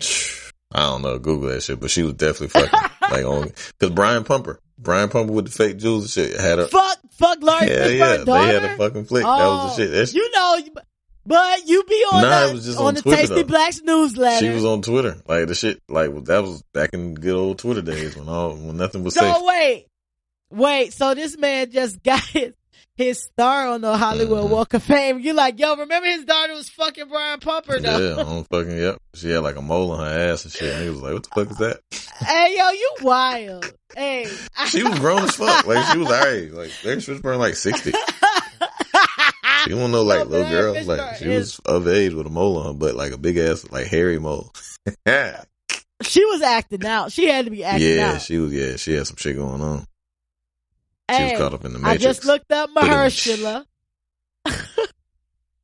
See what you did? You see? I'm here all week. Mahershala, they have him credited as being around since 2001. Oh shit! Nah, he don't get no goddamn star yet. I feel like he just got popped. Yeah, he don't get no star yet. I mean, that shit is 20 some odd years, almost 20 years. But shit, I don't. Nigga, Lawrence Fishburne just got one. That was fucking furious. If Alicia Keys get one, then Mahershala. Alicia Keys got mad Grammys. Mahershala just got, but her music been born for like phone. 10 years. Like, come on, man. That. Like, you can't compare the two. And Mahershala real name is like Mahershala bang bang. Like, his name long as fuck. African and his last name is Gilmore. His last name Gilmore. It's not Ali? No, it's not Ali. Oh, that nigga just cut it off. Like, oh, that shit sounds right. Fly. Yeah, like Mahershala. Nigga, your name Gilmore. Fuck out of here. Gilmore. Mahershala. Don't do Mahershala like that, bro. Mahershala been out here. He did a good job in True Detective, though. That was good. Yeah, you did recommend True Detective. That shit was good. Hey, how you gonna debate everybody and then not debate 50 get 10 million sold first album. 8 million sold second album. What have you done for me lately? Nigga, the fuck you mean? He was the biggest artist. He's still the biggest artist. That nigga done all type of... That nigga's not the biggest artist. One of the biggest artists ever in history? In rap? You fucking crazy. At a point in time, yeah. Still is. Yeah. 50 been relevant the entire time. He has never lost relevancy. Relevant and why you're relevant is two different things. He's still a superstar. All right, let's 50 is a super come on, let's star. level set. Is 50 relevant because of his music? Yeah. I mean, in some capacity, he's the reason that he's relevant is because he sold 10 million fucking albums. I'm not about to do this with you. We've been going too long. He's not relevant because of his music. 50 is definitely relevant. He started off because of his music. That was my question. He started off, he's a superstar because of his music. And he's continued his trajectory upward and doing whatever. That's like saying Jamie Foxx is relevant because of the Jamie Foxx show. Nah, it wasn't a hit like that, exactly. Bro. What I'm telling you is that nigga sold 20 million records in his first 2 albums, like, and then has consistently stayed high. That was 20 years ago, my nigga. So what? But that's not why he's relevant. Yeah, I just said that. He's the other shit, lately? But like the catapult was his fucking music. Everybody got a catapult, my nigga. Vanilla Ice got a catapult. He's still relevant, but not necessarily. Why are you relevant now? I'm not debating that 50 is relevant. 50 is very, very, very, very relevant, but we're not going to sit here and act like 50 is relevant because of music. People who these kids who are fucking 20 years old probably don't even know 50's music. That's a fucking lie. In the club, he'll be able to perform. In the Club is one of the biggest songs of all time. When the last time you heard 50 perform in the club, my nigga? I don't know. I'm not saying bye. We need to move on anyway. I'm not about to do these B-Hill facts. But what I'm telling you is that you got. I'm not about to do these B-Hill facts. 50 Cent deserves a star on the Walk of Fame before fucking Mahershala goddamn Glenmore. A nigga who done did mad Oscar nominated movies. 1, 2. So you trying to? So that's the same fucking thing that you just said. Like the argument that you literally just said. I'm talking about recent. No, so you don't get. So you trying to say? So you trying to categorize Larry Fishburne and fucking Mahershala Ali? Larry Fishburne hasn't done anything relevant. Like if you want to go like that, but you trying to discount his fucking. What? Wait. Larry Fishburne, Blackish. Larry Fishburne, he's not, who still has movies that come out to this day. And 50 is not relevant. What the fuck are you saying? Like 50 is the same. Like if you're not. No, what I'm saying is, Larry Fishburne is currently relevant for what Larry Fishburne has been relevant for this whole time. 50 is in fact relevant, but it's not for his music. So you discount that, is what you're saying. So that doesn't give him a star of fame, a walk up. He doesn't deserving of a star on the fucking Hollywood Walk of Fame. What I'm saying is the fact that you out here collecting money right now and being funny on Twitter, I don't know. And you have a season 6 of Power that you executive produced. Like that's true. You fucking made millions and millions of dollars off fucking Vitamin Water. That was a long time ago, but true. I mean, like his accolades are crazy. Hollywood Walk of Fame, not business. Nah, that shit is Hollywood. He's a star. He's a fucking star. That nigga is a super fucking star. 50 is a star. I do agree. That's just like saying Shaq shouldn't be like, because if he's not playing basketball, you can't account for his rings. Your comment, no. Your comment was 50 is relevant because of his music. And I'm telling you, yes, 50 is relevant for all of those things you just named, not the music. That was my argument. I guess what I was leaning on was like the fact that like the reason he's fucking 50 Cent is because he sold so many fucking albums originally and came out the gate blazing hot.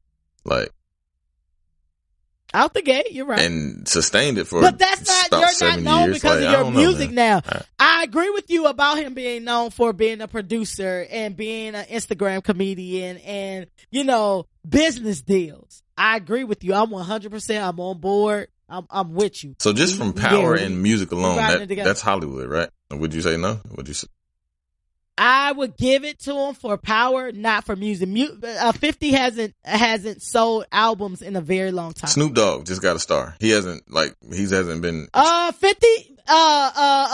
Snoop still sells albums though. We not buying them, but Snoop is still selling albums. Not like that though.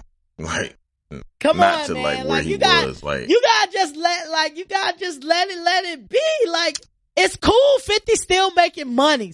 50 still got a lot of money. He's still fucking relevant as fuck. It's just not for music. That's all I'm saying. Okay.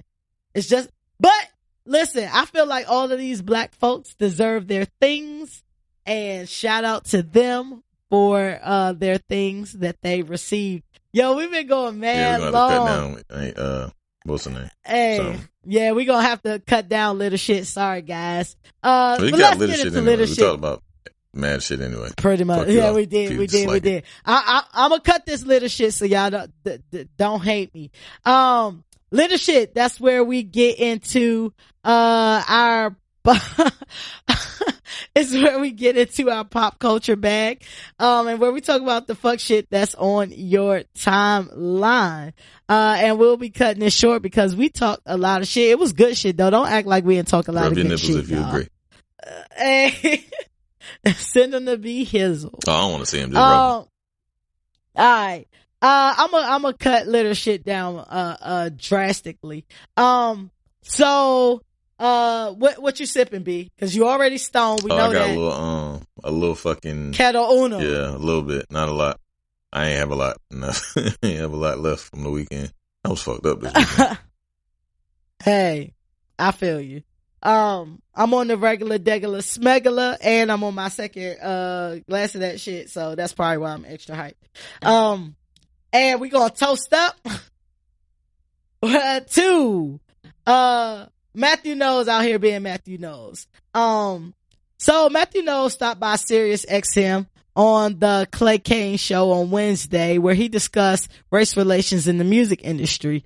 And he said that in the music industry there is still segregation. He said programmers, especially on pop radio, have this imagery of what they think beauty looks like, and they want the imagery to match the singers of those records.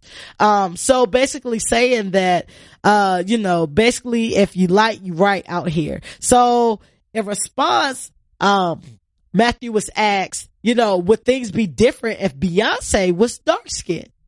And Matthew was pretty forthcoming, and he said, I think if she was dark skinned, it would have impacted her success. He continued on to name drop former Destiny's Child member Kelly Rowland, and we all love Kelly Rowland. And to explain how colorism plays a role in a musician's success, he said, I want to use Kelly Rowland as an example. He said that, Kelly is great, but Kelly did well outside of America, especially in Australia and places like that. She sold over 4 million records, but she didn't do as well in America. And he feels as though, Kelly being a chocolate sister played a part in that. This conversation is very interesting to me. And y'all know how we roll on this podcast anyway. In regards to like colorism and things like that, do you feel like, do you feel like Matt's statements, are pretty much aligned with the way the industry is or America is? I mean, let's see. So would you say Whitney Houston is as dark as fucking, Kelly Rowland? They're not too far away from each other, right? Right, I don't personally believe that Kelly Rowland. Because, just looking historically, like Aretha Franklin was brown skin. I don't look at Kelly Rowland as dark skin. One, like you said, she's brown. I think of her as like a brown, she's a brown skin girl. Which light skin, they do get preferential treatment. That's just in life. It is what it is. We all know that, especially black people. Just because for whatever reason they might seem a little bit more, I don't know, closer to white people. I don't know. That's listen. All roads lead to slavery. We already know why. All roads lead to slavery. It's the paper bag test. And if you're light, you're right. But Kelly just isn't as talented as Beyonce. Let's just say with that for what I think. If Beyonce talent was in Kelly Rowland and fucking, if fucking it was Freaky Friday and they switched roles or whatever, and then automatically they were able to do that shit. I think. If Kelly could get out there and sing and perform, not to say that she can't, she can sing really well, she can perform really well, but it's just a different level. You know what I mean? Like, you have Michael Jordan and you have your Charles Barkley, like incredibly great, both, but one is just a little, the epitome of what it is. You know what I mean? Like, so, because Tina Turner wasn't light skinned, I mean, there was a lot of light skinned women, but not. I mean, if you think about it, not a whole lot. Like Whitney Houston was brown skinned, Aretha Franklin, Patti LaBelle, fucking. But like when we think about these women, when we think about these women that you're naming that may be considered on the darker side of the paper bag, right? You know, they are legends. Mm-hmm. Let's be clear. They are fucking legends. But I feel like Beyonce, as far as white girls wanting to be Beyonce, no doubt, it's a whole different level of shit, right? That's a fact. So you had all of these great people that you named, and I don't want to put a framework in place that, you know, like those gay dudes want to be Beyonce. Yes. Like, I don't know if I've seen a gay dude. Well, I'm pretty sure some niggas that dressed up as fucking you have guys straight guys that will be like, yo, I'm Beehive, like all day. Like, you don't know a lot of women who receive the type of love that Beyonce received, even when you talk about these legends. And when I say these legends, I don't want y'all to think I'm downgrading these legends at all. I'm not saying that. I'm just saying Beyonce is a different type of machine out here. And her level of talent, y'all know I'm Beehive, but her level of talent is just on some other shit. You know what I mean? Like, but she works at that shit. And I always tell y'all, that's why I love Beyonce so much. Because Beyonce ain't always been Beyonce. Beyonce ain't just been this alien that popped out the fucking pod and was just out here killing it. Like, Beyonce had a progression. Beyonce had to go to the point where she was Beyonce. Right. You know what I'm saying? So, you know, and I love Kelly Rowland. And, you know, we both agree. I don't even consider Kelly Rowland that fucking dark, but the industry considers her dark. I guess compared to Beyonce, you dark, but ain't nothing wrong with being dark either way. She's darker than Michelle too, I think, but not like. Is she? She like more like a cherry wood. You know what I'm saying? A cherry wood. I mean, looking at a piece of furniture, I'm like, oh yeah, she passes the fucking cherry wood furniture. She has cedar undertones. Oh, red oak. Hey. But you know what I'm saying? Like,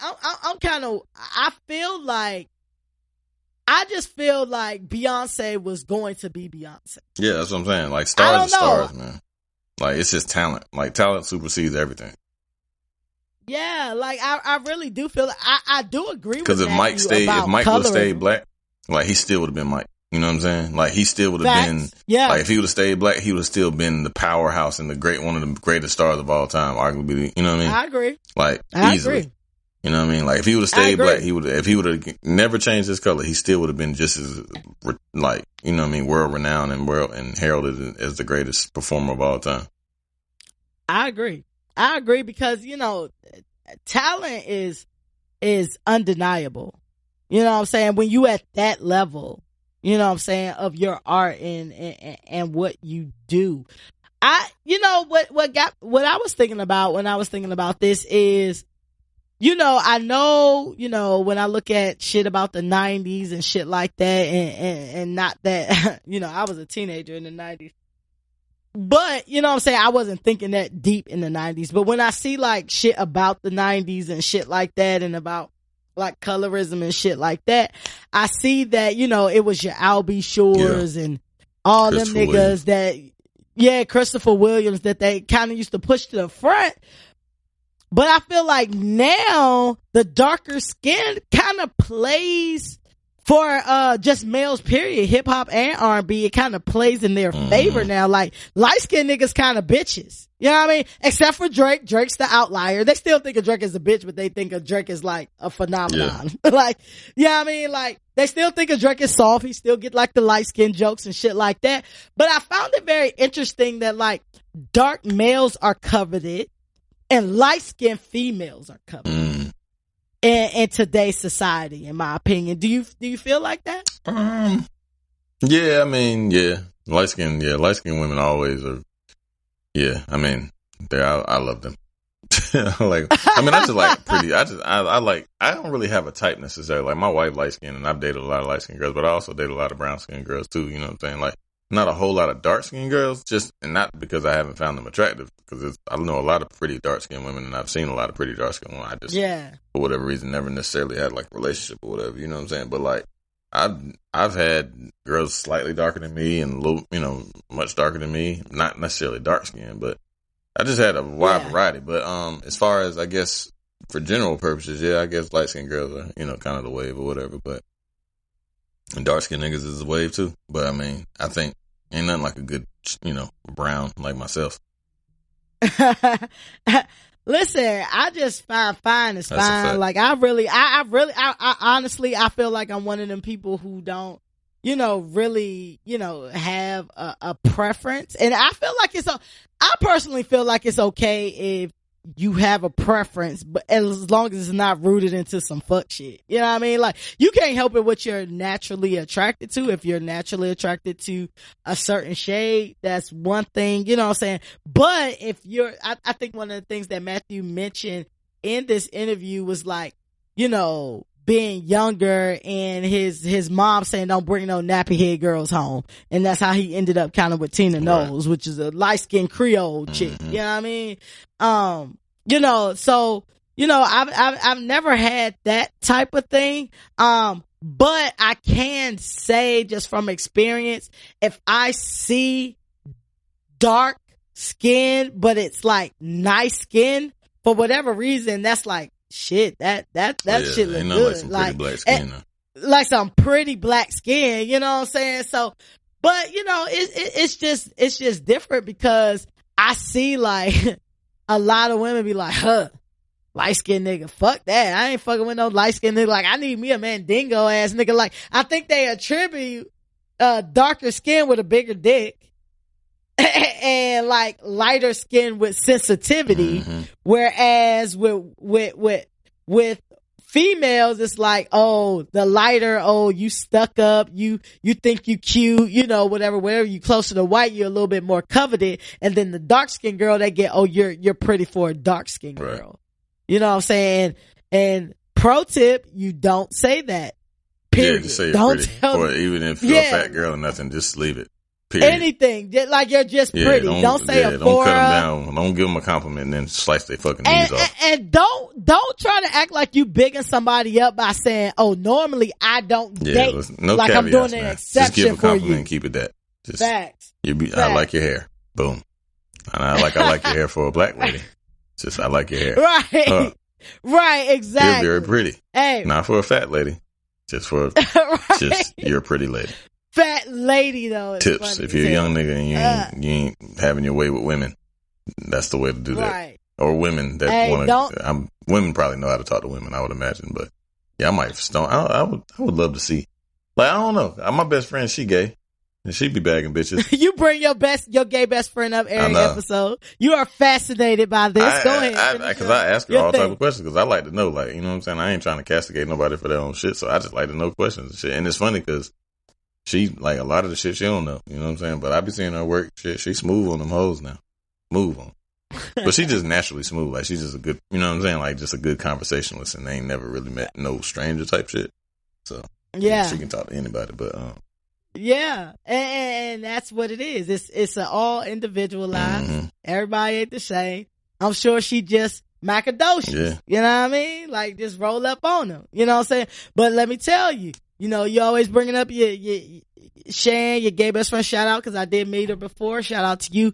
But it's a lot of awkward motherfuckers out here. It's a lot of aggressive bitches out here. It's a lot of bitches who wallflowers. It's a lot. I mean, that just come with the territory. Like, you just gonna get a wide variety. Because, like, I ain't the most, like, when I was in the game, like, I ain't the super most aggressive. Like, I got a fear of rejection, so I hate to be rejected because then I'm gonna lash out and get, like, angry and shit. So, like, I was never the nigga just holler at mad bitches. I was never that way. Like, I would have to have some type of rhythm going on, you know what I'm saying? Unless I just could not take it. Like, if you were just a super, you know what I'm saying? There's some I just couldn't take it, you know what I'm saying? Like, my wife, as a matter of fact. Sometimes you put in them situations where you just like, all right, I just gotta shoot it. You know what I'm saying? I just gotta shoot it. Like, whatever happens. Like, but I gotta have some type of rhythm beforehand. Like, I gotta, like.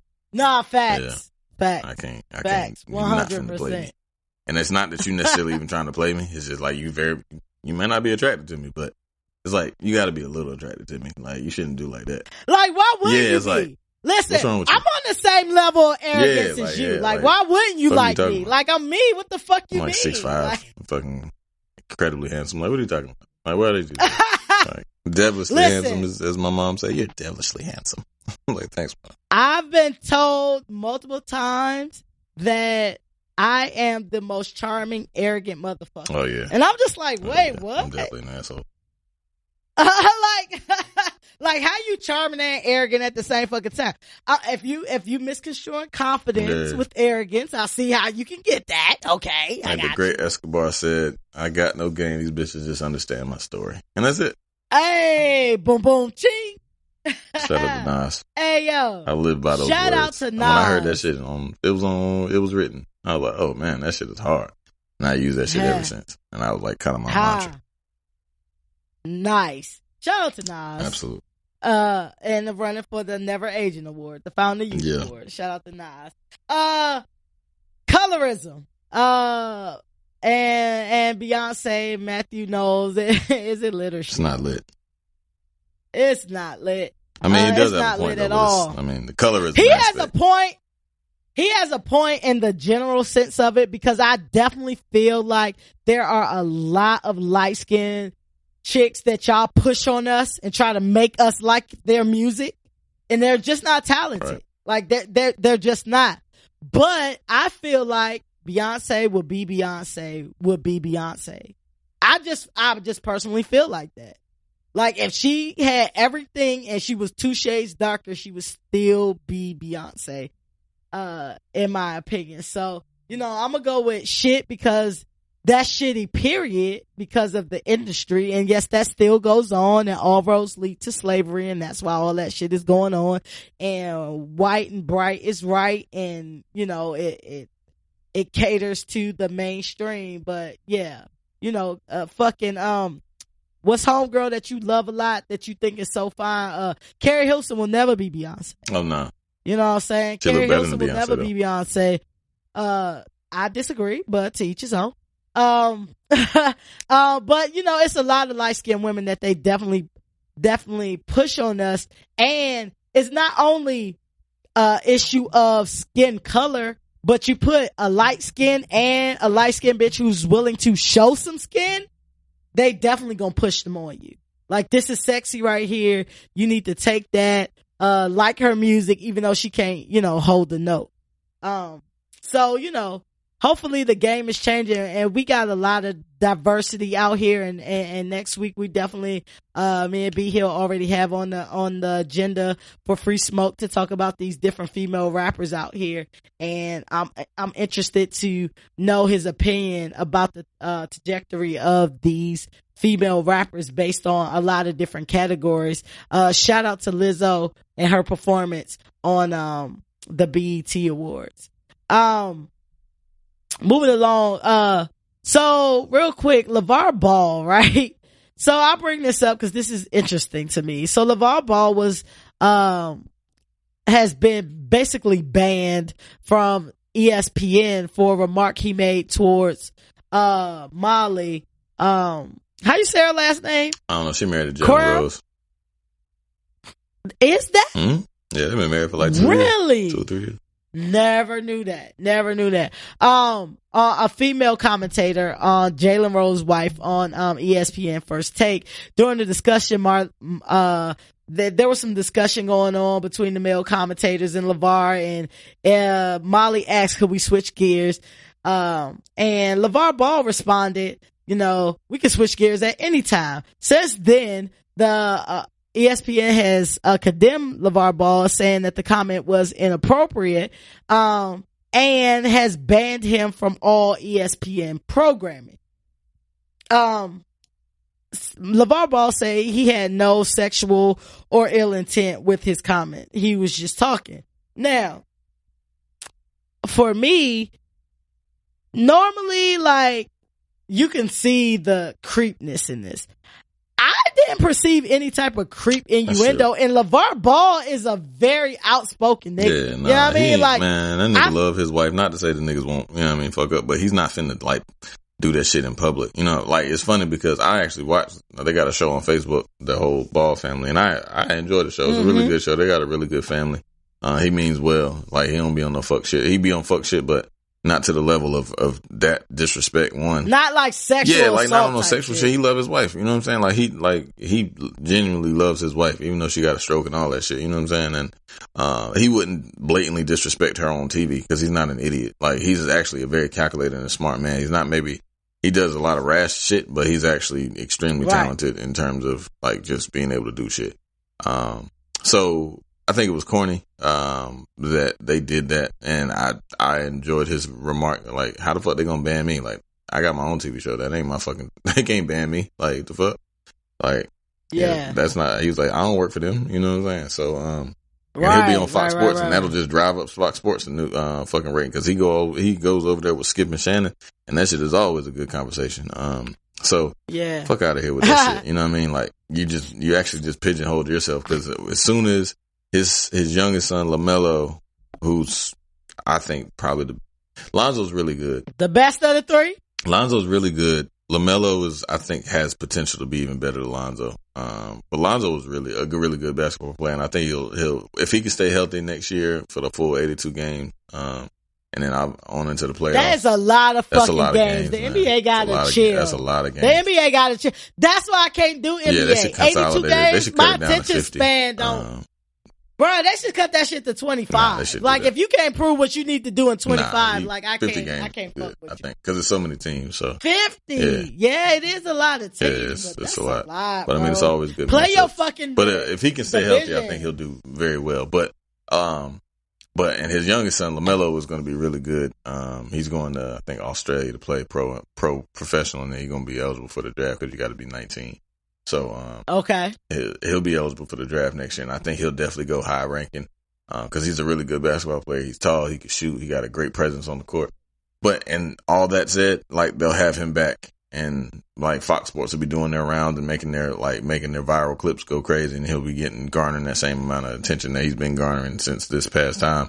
And he has a Facebook show that fucking averages 2.3 million views. Hey, Facebook shows winning out here. Yeah, he get 2 million views an episode. Like, the fuck, I don't need y'all. Like, I got my own goddamn show, and it's on everybody's fucking TV, which is their phone. You know what I'm saying? So it's really just a matter of my videos being shared enough, and then I'll even continue to go even more viral. So that shit was corny. I would have liked to have heard Jalen step up and or hear his opinion, because he may not agree with our sentiments, but I would have been interested to hear, because that shit was no malice to it at all. Like, he wasn't being sexual. It had no sexual overtones. Like, if he would have been like, yeah, you can ride, you can ride my, you know what I'm saying? Like, something to that effect. Listen, even with a different inflection, I think it could have been different. Like, oh yeah, we can switch. You can switch gears with me anytime. It wasn't even like that. He was just like, switch gears anytime. Like, nigga, I got your question answered. Like, it was kind of like she was trying to, like. It was a lot going on. It was a lot going on between him and the male commentators, right? And I'm just like, and the thing about it is, like, LeVar Ball, like, I get why he's that personality. His personality is not my style. I can't do a lot of LeVar Ball. However, I don't feel like this nigga did anything wrong in this. You know what I'm saying? I don't feel like I feel like she should have been able to be like, nah. I mean, it won't really. Yeah, she said I took it wrong. That was it. Like, cause like you said, her mind was in the fucking gutter. He was like, I ain't mean no fucking, like, I wasn't being sexual. She asked me to switch gears. Like, you ain't even my steez, man. Yeah, like, the fuck, you asked me a question, and I said, yeah, we can switch gears. Like, the fuck. You try to catch me off guard and shit, and y'all motherfuckers is trying to, like, attack my character over here. So he was already kind of somewhat defensive, so. I'm willing to bet you any amount of money that there are at least a dozen white men in that fucking ESPN studio who have literally said some fuck shit to mine. Yeah. For sure. You know what I'm saying? Like, I'm willing to bet anything. And y'all banning this man, like, but at the end of the day, the thing that I love about this, and the thing that I do love about LeVar Ball and what he said, like, I got my own shit. Just like you said, I don't need y'all. Fuck y'all. And that's what we need to do. We need to have our own fucking shit. We don't need to be dependent on them because a ban from everything, that was just a little bit extreme. And I was like, y'all doing too much right now. ESPN, y'all niggas ain't the only show in town. Like, it's a whole nother Fox Sports network that nigga can go to that he'd be going on and be doing just as crazy numbers. Them fucking shows be doing 2 million fucking viewers too. So y'all niggas ain't the only fucking pony in this motherfucker in the circus. Goddamn. Like, fuck out of here. Nah, you right. Always be on some fuck shit. Like, and I thought it was whack because of Jemele Hill. Jemele Hill was like, what Jemele say? Jemele was like, finally y'all should realize to take LeVar off TV or some shit like that. But like, literally when Lonzo was going through his whole like shit and LeVar was on TV talking about like promoting his son, she said it was, of course, I think it was on Brilliant Idiots podcast or some shit. She was basically saying like, oh yeah, he's like, I love it. Like, I love him championing his children and being an advocate for him and trying to get them in, different rooms and different conversations and shit. But then now you say that, like, shut the fuck up. I mean, people's opinions can change, but like, no, your opinion can definitely, your opinion can definitely but like, so change. Dramatic, I think is what, like, how right is right and wrong is wrong. You know what I'm saying? Like, I've said on this podcast, a whole bunch of podcasts back, LeVar Ball ain't my style. Yeah. I'm not a huge fan of the personality of LeVar Ball. I love what he wants to be for his children and things like that. But I feel like you have to be objective. You know what I'm saying? Like, I feel like this situation could have happened with fucking R. Kelly. And I don't fuck with R. Kelly. However, if we talking about this isolated situation, I'll be like, nah, I mean, I don't feel like he meant anything by that. You know what I mean? Like, you gotta be able to look at situations on a case by case basis. They could have, when he said they hog tied motherfuckers, they were like, oh shit. Like, that could have been offensive to some hog raised farmers or some stupid shit. Like, shut the fuck up, man. Yeah, I feel like we on the same page. Like, this shit, ESPN, get it together. Yeah, fuck out of here. You know what I'm saying? A real quick one, cause I had like 2 others here, but we cutting this down. I want to hear your opinion on this, cause we always have different opinions on situations like this. Cardi is spending $400,000 on Culture's first birthday party. Nope. She says she announced on her IG that that's what she was doing. She said, I know, basically, like, she knew that it was extreme. She said, but after this, I ain't gonna do it like that no more. But she turning 1, y'all, so I gotta do it. $400,000 on a 1-year-old who does not even have a memory yet. What you feel about that? Nah? Not at all. Talk about it. I don't. Like, a crazy amount of monies on parties and shit. Granted, I don't have $400,000, but I wouldn't even spend $400 on the fucking first, a 1-year-old birth. Like, I ain't spent $400 on my fucking kid's birthday party. You know what I'm saying? So, and I had it to spend. I just didn't. And for a 1-year-old, fuck no. She probably can't even walk. Like, hell no, man. Yeah. That shit need to be with family. Like, you know what I mean? Like, you can do it. I ain't gonna say not to do it up. Like, granted, you're a star, so you can do a little, you know what I mean? People can do shit, but like, to be spending that amount of money on some shit, nah, I don't know. I'm just kind of more reserved. Like, our first birthday party was friends and family. Like, granted, my kid's birthday is on the 23rd.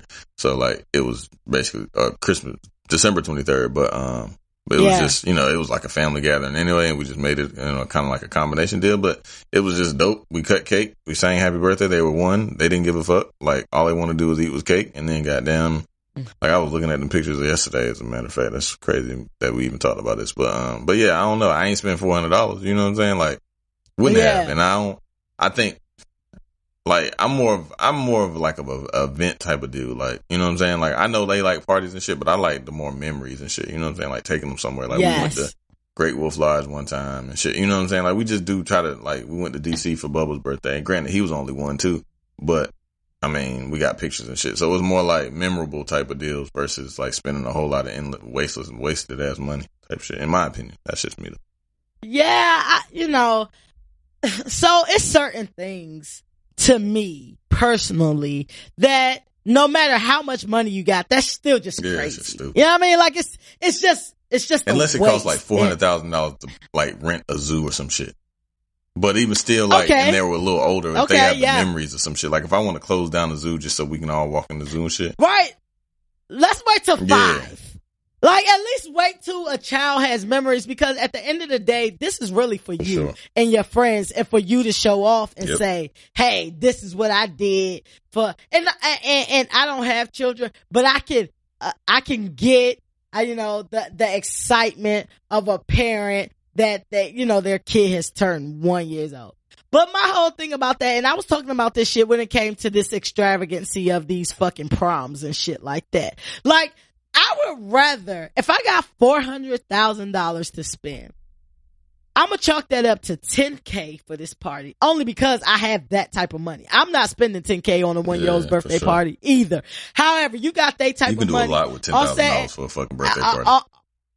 Listen, if you got millions of dollars, $10K, I can get you a party in this fucking turn. Bruh, I've never spent more than motherfucking probably $2,500 on anything for myself for my right. And that was a trip. That's a fact. You know what I mean? Like, what the fuck you mean? Inclusive. Right, exactly. So my whole thing about that is like, all right, I got this type money. Let's put $380,000 of that in a trust. Right. Here, do what the fuck you want to do with that when you turn 18 or 21 or whatever stipulations you do. You want to use that for. Like, you put that in that shit, earning interest. Right. You know what I'm saying? Like, I get the, all right, y'all. Like, I get the pomp and circumstance of us being black or people of color and never having shit and wanting to show off. I get that. But come on, we got to be level-headed at a certain point in time. Why announce that shit? Like, that's the other corner shit. Like, well, I don't think it was. So I don't know if you actually saw it, but Cardi is still Cardi. Yeah, for sure. You know what I mean? Like, Cardi is still Instagram Cardi, regardless of how much fame she got, how much money she got. Her origins is on Instagram, and she has never deviated from that. So I feel like she just talk about whatever the fuck she want to talk about. You know what I'm saying? And then you see Stormi and True and all of the Kardashians having these big elaborate birthday parties, and it's just like clean all that shit up. That's fuck. The people that they pay. Well, goddamn. That's part of the $400,000. That's just too much. You know what I'm saying? But just admit that this shit is for you to show off to your friends about how much money. One of our homegirls, use that term loosely. Their kid ours was born in December, theirs was born in March. And like their first birthday, they had I don't know what the fuck was them niggas' name. It was mad fucking characters, like 4 characters. Baby scared the fucking scared, terrified of all this shit. Like, he ain't want none of that stupid shit. You doing all that shit for everybody else. Like, nah, it's about you and the baby. Like, you know what I mean? Like that. Yeah. I'm talking, when I say terrified, that motherfucker was screaming to the heavens. Cause he ain't want to be like, the motherfucker was weird as hell. Like, yeah, he watched the cartoon, but he's really just 11 months and 30 and 28, not, you know what I'm saying? 28 days and shit. Like, he really doesn't really know what's going on. 11 months, 28 It's different days. When you in fucking like, they trying to hold him and shit. That motherfucker going nuts. Like, bitch, if you don't get the fuck away from me. Do you think that like new parents are just overly excited? Because like I know people personally who have, taken 1 and 2 year olds to Disneyland and taking them on all these trips. Like, all these babies want to do is fucking sleep, play, eat, sleep. Yeah. They don't remember none of this shit. So congratulations to you. Sorry, I forgot you and your family on the twins. Oh, thank you. I appreciate you, bro. We got twin girls on the way. And that's dope. I've submitted my names for them. We'll see if they get chosen. If I don't get a first name or a middle name, me and my brother gonna have to square up, because that was what he promised me when he announced them to me. So, but I don't know. I feel like my brother will shade me on the low, like when it comes down to the actual vote. So, but we do have, twins on the way, you know what I'm saying? And that's exciting because I don't have, twins in my immediate family. So we definitely rolling with that. But thank you very much, B, for that. But like, do you think parents just are like overly excited? Like, especially first time parents? Yeah, it just depends. But yeah, I would say so. But then you get a cheap motherfucker like me that's like, style that back. Let's wait till they're 6. Right, exactly. Because here's the thing that I feel like, watching from the outside looking in and being, I call myself, an ancillary parent because I have nieces and nephews and shit like that. And when you're an auntie or uncle, you be having to step in and shit, financially or whatever other needs this child may need. But it's kind of like, all right, you setting a precedent, right? So don't have your child on the latest and greatest and doing all the latest and greatest. And then now they're fucking 7, 8 and they know how to ask for shit. So now you gotta outdo the last shit that you did. You keeping them in J's and phone posits and if you from DC, some designer shoes and all that shit, cause DC motherfuckers love designer on their children. You got them in all this, and now they done moved in, they feet done grew, and now they in that adult size, and you don't want to pay that amount. Now you want to put them in some Chucks and shit. Like, whatever you start, you got to keep that shit up. That's a fact. You know what I'm saying? So, parents, again, from the outside looking in, remember that shit. Cardi spending $400,000 on Culture birthday. I guess it's lit for her. Shit. Happy birthday, little baby. It's lit. I'ma say it's lit just for you. On a personal aspect, I don't even give a fuck if I'm Jeff Bezos, Bill Gates. $400,000 is crazy for a 1-year-old's birthday party. And I got it. I looked up the net worth of Cardi and Offset, and it's about $25 million combined. It's a lot of money. $400,000 still is a lot of money for one event for a 1-year-old, bro. Like, y'all probably didn't need to spend that on y'all wedding. Right.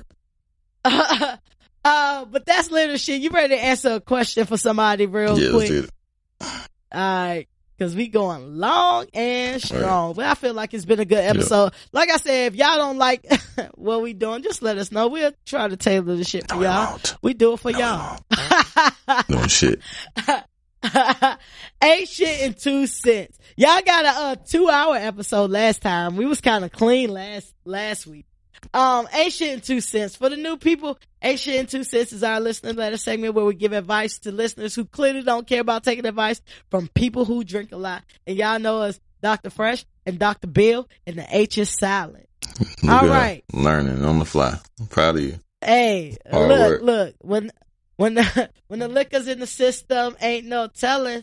All right. So the letter says, "Hey, Fresh and B. First off, thank you for getting me through my Thursdays at my job. Shout out to you. You're welcome." Says, "I hate this fucking place." Been there. It says, "That's why I'm writing. I've heard you guys vent about your day jobs, and it makes me feel like I'm not alone or making things up. Not alone. We are here with you." R. Kelly a nasty motherfucker.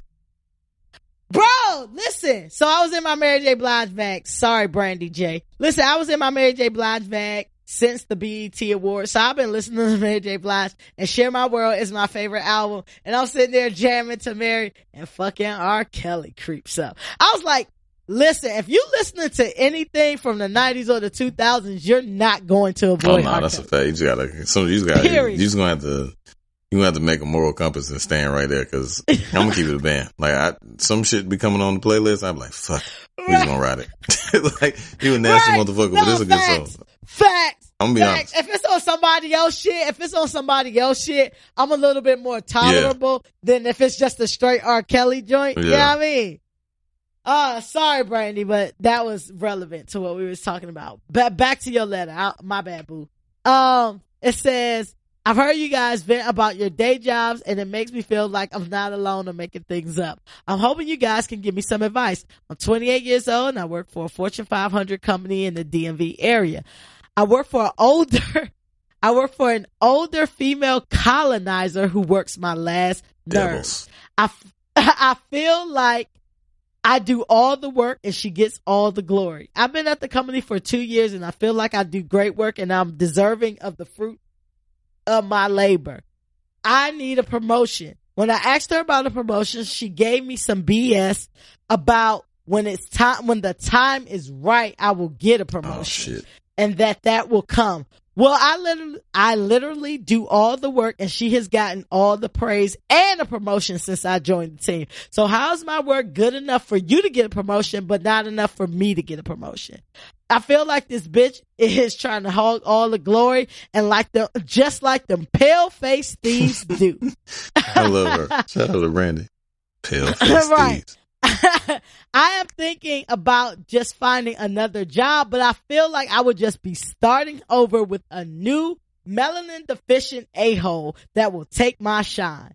At least I know what this devil is about. What are somebody some things has been you listening consider? to the show? Right. Trademark some of that shit. Hey, that's how you know we're making an impact. Let your racism flourish. This is a safe space. It's a safe space for your racism. It's a safe space. What are some things you all consider when you're deciding to stay or leave? What should I do? And that's from Brandy J. Well, I like your name. It's almost close to mine. And that's a good question, man. So I have been not quite in that same dilemma, but I've recently got a new job and I start on Monday. Shout out to that shit. But I was also one Monday. Shout out to you. Yeah, I am, and I've been working from home all week, and that means I have not been doing anything. So I took a vacation, and like the motherfucker was trying to like tell me like the dude was like, you can't do your exit interview. I was like, can we do it on Thursday? Because I was thinking about taking PTO on Friday. He was like, well, that wouldn't constitute as a 14-day time frame. I was like, yes, the fuck it would. But I was like, you know what? You're right. I'll be here on Friday. I'll call you from my car. Like I ain't doing shit. You know what? You gonna pay me for my PTO. I'll cash out my PTO. I'm trying to do you a favor, but instead, fuck it. Let me get that whole fucking 42 hours of fucking PTO, you bitch ass nigga. But anyway, yeah. So I've been in the predicament of like wanting something new, but not necessarily wanting to start over because it's just the fear of change and being uncomfortable, right? But you got to be comfortable with being uncomfortable, especially if you want to change. So a couple things I would think about. I would see if there were some things maybe that you could have like a skip level meeting, not necessarily to go over your boss's head, but to go over your boss's head and maybe address it, like maybe address certain issues, that you may have, but you're entitled to do that. Especially, I would hope that that's the type of company that you're able to do, or that you work with or whatever. So try that. If not, I would say fucking, see if there's another position internally. So yes, while you may not necessarily start with a whole new company, you can at least keep the same company benefits and everything else that you've amassed at that time, work PTO, benefits, all that other shit, longevity, tenure in the company. See if there's another position available that might suit your needs or suit your wants, I guess, and needs. Facts. And see about that. And if not, then I would see about broadening my horizons elsewhere because clearly you're not being valued. And like Fresh said earlier, fucking like no loyalty to a company that don't give a fuck about you because as soon as you die from stress, your fucking job is going to be online on fucking Open Door or whatever the fuck that shit is, Glassdoor. Indeed, LinkedIn. Yeah, that shit going to be like position available. LinkedIn, duties include goddamn keeping you alive until we fucking meet our quota. So yeah, that's my advice, man. Fuck that shit. Like, those three things. If you feel like your concerns aren't being addressed, do it in a tactful way, obviously, but or a colonizer way, I guess is euphemism for that. But yeah, that's my advice. Yeah. So, Brandy, I've been in similar type situations, that you've been in where you feel like you're doing all the work, and someone else is kind of getting the glory out of that. And the thing about that stood out in this letter, is the kind of vague answer that she gave you. So one of my, along with everything B just said, because everything B just said, I'm totally on board with that. Another thing you might want to add to your arsenal is having a real conversation with her and having her really outline what you need to do for a promotion. True. Like, so if you're saying, when you do complete it all. So if you're saying I need X skills or I need to work on X project or I need to spend X time this place in order to qualify for a promotion, cool. And also this is what you need to do to hold. So what you guys need to understand is that you need to manage up. no matter what position you in, you know what I'm saying? Like, you need to manage up. You need to hold them accountable for certain shit. So, okay, what is the next step? I don't know if you know what the promotion would look like, or you just want something that's a senior version of whatever you are, or however the promotion is. Ask her for the job description. Say, hey, what is that next step look like? And can you provide me the job description? That way you can look at the job description and check off all the shit you've already done, or the shit that you need to do in order to qualify for this particular job. That's one of the things that really helps. And you gotta hold people accountable for their shit, because people will string you along. So it could be two reasons why, in my opinion, why a boss does not want to promote you, right? Either they're afraid you're going to get their job, or you make them look so good. If you leave, they're not going to look good. Damn hole in the shit. They're not going to be able to do the shit that they were able to do ahead of you. And I feel like the thing about it is, if you're a manager in any capacity, because I personally, I slip up and I use the word boss, but I hate the word boss, because you're not the fucking boss of me. Period. But anybody who's a manager or a supervisor or whatever the case may be, you're as good as your people. You know what I'm saying? Like, you should want to be the type of manager or supervisor that people are trying to get in your department, that people are trying to get in under your wing. Like, that's the ultimate compliment, when people are trying to work for you, not people are leaving because they can't fucking spread their wings. You know what I'm saying? Like, being a manager, you're basically being a leader. You're being a delegator. You're being someone who inspires good work. You know what I'm saying? Not just out here hogging it for yourself. And if you got one individual that reports to you, or you have 10, 20, 50, 100 motherfuckers that report under you, however that may work, you know what I'm saying? You're only good as those individuals. So if they doing fucked up, you looking fucked up. If they doing good, you looking good. You know what I'm saying? And you should want individuals that's gonna go and spread the goodness of how good it is to work for B Hill. You know what I'm saying? Like, yo, that was the best manager that I had, whatever. Cause let me tell y'all what happens. When a job posts internally, niggas seek other niggas who've worked for that person, be like, so, yo, hey, so how you like working for XYZ? And the motherfucker gonna say, nope, run, don't come here. Or they're gonna be like, yo, she dope, or he dope, or, you know, whatever the case may be. And word of mouth is the best. So as far as what you should do, I'm gonna wrap that up. I feel like you should ask specifically, what do you need to do? I need you to tell me exactly. Reiterate to her what you need to do. So you're saying, I need to do X, Y, and Z.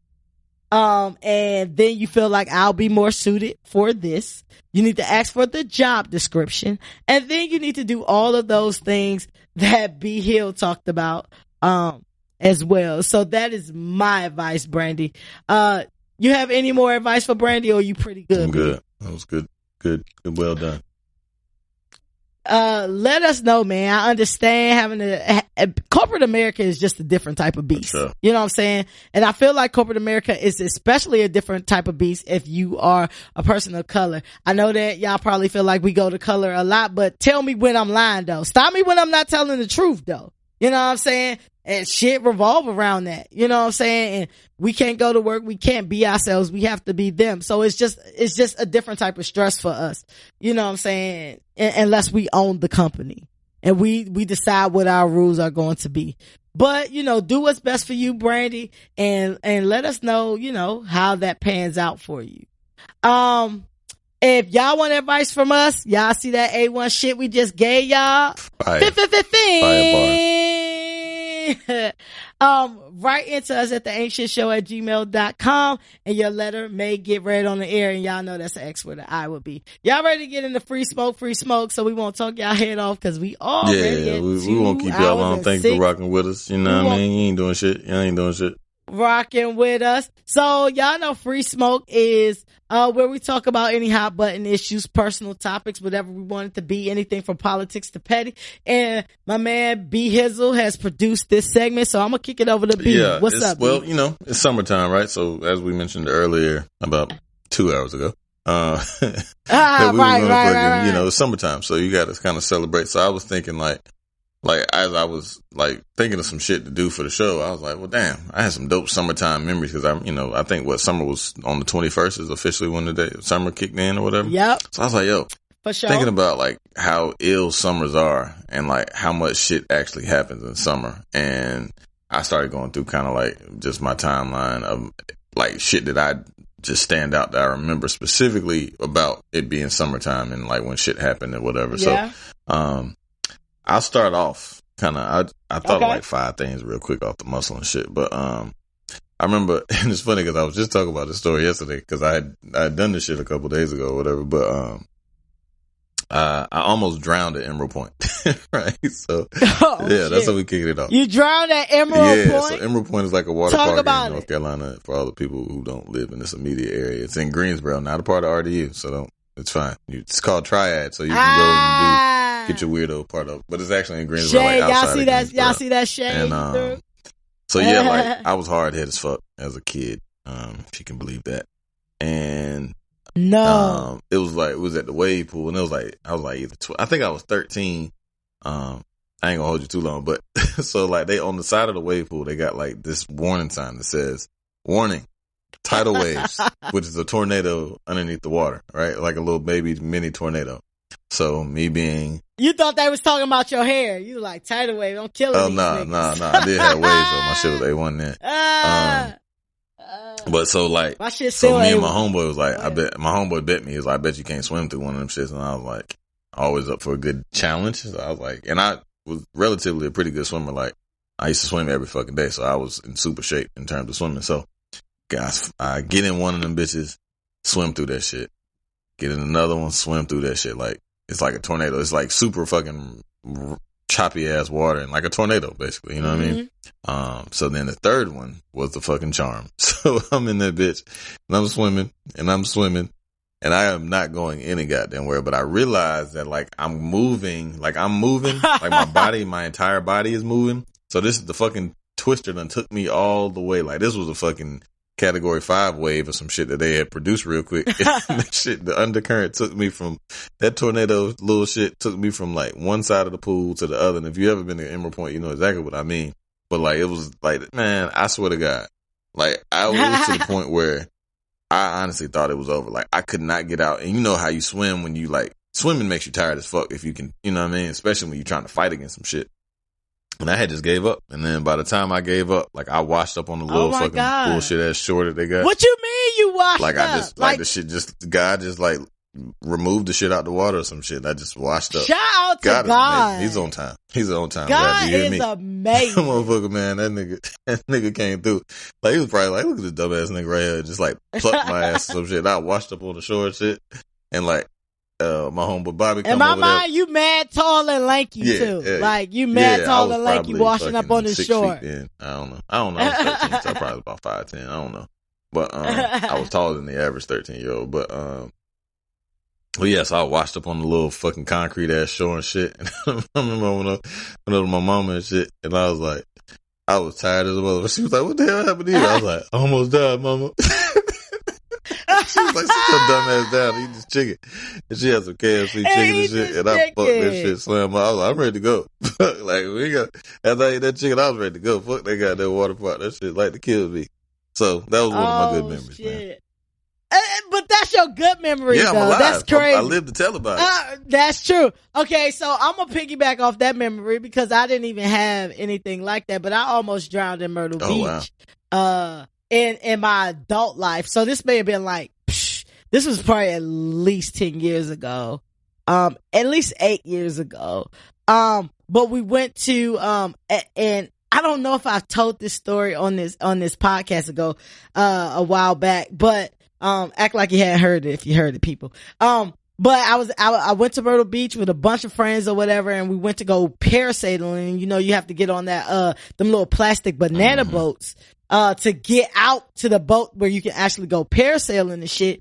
And the banana boat is basically like a motherfucking floaty attached to, jet ski, right? So you got these people and you sit on this, banana boat and you're not strapped into anything. You're just kind of holding on to this like fake rope. It's probably like, I don't know, probably like 8 people can sit on each side of this kind of banana boat type thing. And it was a young kid, that was driving. You know, motherfuckers have summer jobs and shit. He was a young guy. Like, I know he was under 21. And so we on it, and you know, it gotta take you way out into the water to get to the boat that you can actually go parasailing. So we go out there and it's cool or whatever. And, we get out there, go parasailing. It's all great, right? You would think parasailing would be the scary part, but it wasn't. But had a great time. So when the young kid come back out into the middle of the fucking ocean to pick us up, to take us back to shore from parasailing, one of my friends egged the little nigga on and say, "Oh, you was driving." No, you know what? I think they was messing with the dudes actually on the boat. So the dudes on the boat was like, "Oh, they said you drive that boat like a bitch," or something of that nature, right? So some of my friends who I was with started egging the nigga on like, "Yeah, you was driving that shit." And I'm literally like, "Nah, we was good." Like, please take into consideration, I cannot swim, right? So they egging the nigga on. So he young, he dumb. So when we get on the shit, this nigga going ham.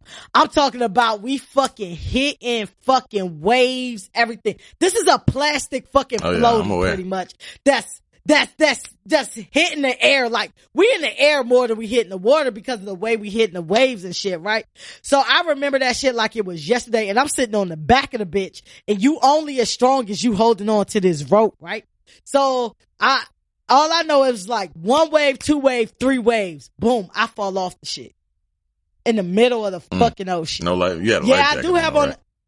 I did. I had on life vest, you know, but I can't swim. So you lost your shit. You know what I'm saying? So I'm panicking, right? So I fall off. So like the mind starts going a million a minute, right? So I done hit the water, right? I'm going under the water to the point where it's dark. I don't even see daylight anymore. Man. Like, I don't see the sun.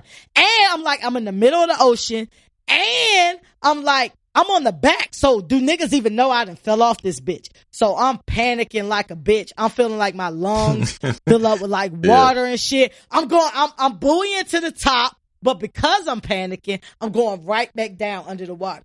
So you go from daylight and then you go to like pitch black. And the shit hurting and shit. And then next thing I know, I feel somebody grab my arm or whatever, right? And they came back and they got me, and the nigga like pulled me out the water.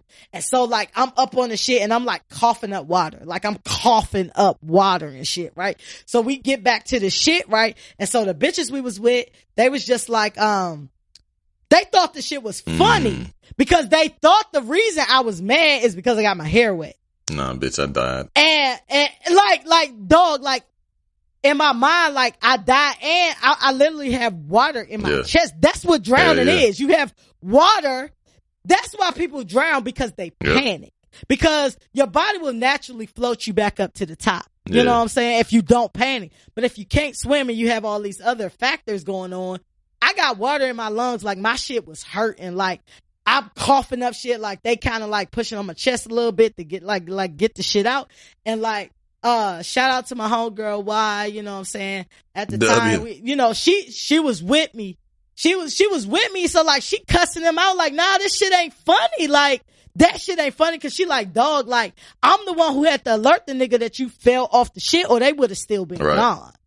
You know what I'm saying? So the shit was crazy because like, I had an attitude for like the rest of the joint. You know what I'm saying? Like, that shit, you talk about you drowning, like, I literally used to have like nightmares for a good month off that shit. I would just see myself being engulfed by this water and feeling this in my chest. You know what I'm saying?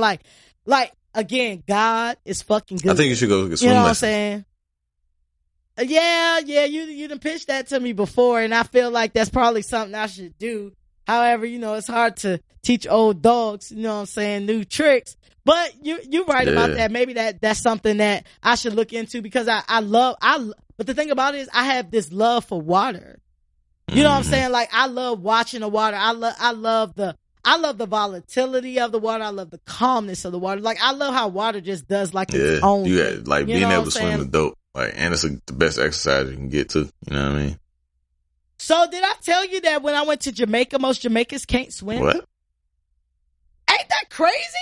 They said they don't even do the beach and all that shit. That's some tourist shit. They said they don't even do that shit. Nah, no way. Niggas said Jamaicans don't swim. And then I was asking somebody there, like, on some statistic type shit, and they was like, no, majority of Jamaicans can't even swim. I was like, that's crazy. Fucking wild. However, but that was a crazy summer. And it's funny because you bring that up, because it was probably like 2 weeks ago.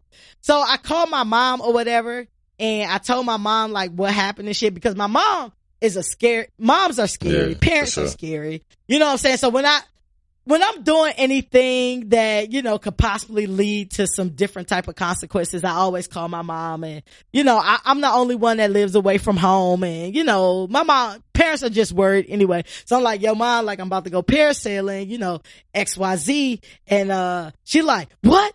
No, I don't think you should do that, blah, blah, blah. So then when I got to come back, I didn't even tell my mom for like 3 days what happened, because I knew she was going to be upset. Like 3 days later, I'm talking to my mom. I'm already back. I'm fine. Whatever. Although my chest did hurt for like a week. I'm back home. I'm fine. I'm breathing, whatever. So now I feel like I'm at a point where I can tell my mom. So I tell my mom, and when I tell you, like, my mom was so upset. She was just like, let me call you back. And I was just like, why? What's wrong? She was like, just let me call you back. And so I said, okay. And my sister or one of my siblings called me, was like, yo, what's going on? And I was like, what you mean? She was like, Ma out here crying and, like smoking a cigarette and all this shit. And I was like, yo, like, that's the reason, like, why you don't want to tell your parents shit. Cause you don't want them to worry. Like, you don't want them to worry about, but that shit struck me. But that was a summer. We were supposed to be talking about like good summer memories and shit. It's memories. Fuck it, shit happened in the summer. It is memory. I'll bring up a good memory though. But the funny thing about this memory is still fucking dangerous as fuck. One of my favorite memories about summer. So I told y'all, like, I'm from DC. My mom and my father's family originates from Mississippi, right? Country. You know what I'm saying? My mom moved to DC when she was 1 year old. You know what I'm saying? My dad did not move away from Mississippi. I'm sorry. My dad didn't move away from Mississippi until he married my mom. And he moved to DC or whatever. But like going to the country when you young, before, you got so engulfed in like video games and shit, like being in the country was like fun as shit. And one of my favorite memories is like when me and all my cousins got together and we having a fucking firecracker fight. And we literally are lighting firecrackers, throwing them. Yeah, we did that shit before. I forgot all about that. Bruh, my thumb, pointer finger, middle finger were numb the whole summer because of how many firecrackers blew up in my hand. Like, you go to throw them bitches and they go off before you go. Bro, let me tell you something. If in 2019 I walked outside and saw my nieces or any other kids throwing firecrackers at each other, I'll be like, yo, what the fuck are y'all doing? But that's the shit. And we had a fucking blast. Literally. To the point where my DC cousins that summer, once we got back to like DC and shit, we used to go to Southeast where it is ghetto as hell and prone to fucking gunshots. We used to have fucking firecracker fights, or we used to go by fucking M80s and blow shit up. Yeah, we did that shit too. I blew up a fucking telephone thing, got all the change out and shit. Like a fucking payphone and shit. Put that shit. That's dope. That shit was stupid. Shout out to payphone. Bro, that shit was so fucking dangerous. That shit was loud as fuck. That shit was super dangerous. That shit blew all the glass and shit, because that shit used to be on like, that shit was crazy. I was like, what the fuck? I don't even think we took none of the change. I think that's just because we didn't know what we was dealing with. Like, cause my homeboy, like, that's what he said. I forgot all about that shit. My homeboy came from South Carolina and shit. Yeah, I bought that fucking M80. And that motherfucker. Hey, South Carolina used to be the spot to get my man fireworks. Down there now. We getting some for the 4th and shit. We getting some. That's gonna be lit. That's another memory I got. We fucking lighting firecrackers and one of the bitches was a dud. Like, cause the shit you put the little canister and shit. We lit that bitch, man. Yeah. That motherfucker, man. That shit was like, you could hear it when it went up. Cause normally they'd be like, doof, when they go up. You know what I'm saying? Like, come out the cannon and shit. And that shit was like, tiff. That shit, niggas was like, dud. Everybody started running and shit. And like, that shit was like, that shit probably went off like, no bullshit, maybe 25 feet in the air. Like, you know what I'm saying? Like, that shit was like you felt the heat coming off that shit. And as soon as everybody seen like, niggas just started turning around like, not my face, not my face.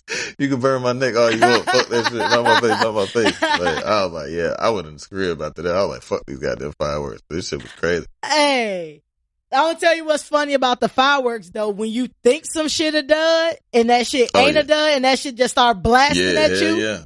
Like, man. Hey, that shit start shooting and don't go up in the air. Them 3 shits, man. I lit like a couple of them fireworks a couple times. I was like, fuck that shit. I ain't doing that shit no more. Like, especially after that nigga Jason Pierre-Paul blew his fucking hand off and shit. Nah. Yeah. Cool. Listen, it's a couple things about childhood that I still subscribe to, and I don't give a fuck who judge. I still fucking watch cartoons, and I still fucking love fireworks, bro. Too. Like, I love fireworks. Yeah, they be letting them shits off over here now. I was thinking about going to my man in South Carolina now. He said he'll bring some shit back. But I was like, shit, I ain't lighting them bitches. I gotta see. I need to call Cuz. I'm glad we talked about that because I need to call him and see if he wanted to get something since he down there. But yeah, man. That was it. I mean, we got more. You want to run some more? Or we fucking out of time. Let's just do one more and then we'll wrap it up and we can bring it back if we want to another episode. Some more bad nigga shit. I mean, we went to basketball camp. Shout out my nigga Clint and shit. And it was at Campbell basketball camp. That's when I used to hoop. I was pretty good then. But we went to a basketball camp and fucking we was throwing. We was like 12. We was bored as fuck. No phones. No fucking. It was either basketball or just campus life and shit. So we decided to throw rocks and have a rock throwing contest at Squirrels. Oh, man. We throwing rocks at Squirrels. Like, I done threw a rock in a window trying to hit a squirrel like a dumbass because the skit was on like one of them poles, like one of them columns on the like on the shit, and he was trying to dodge us and shit. I threw that shit so fucking hard and like.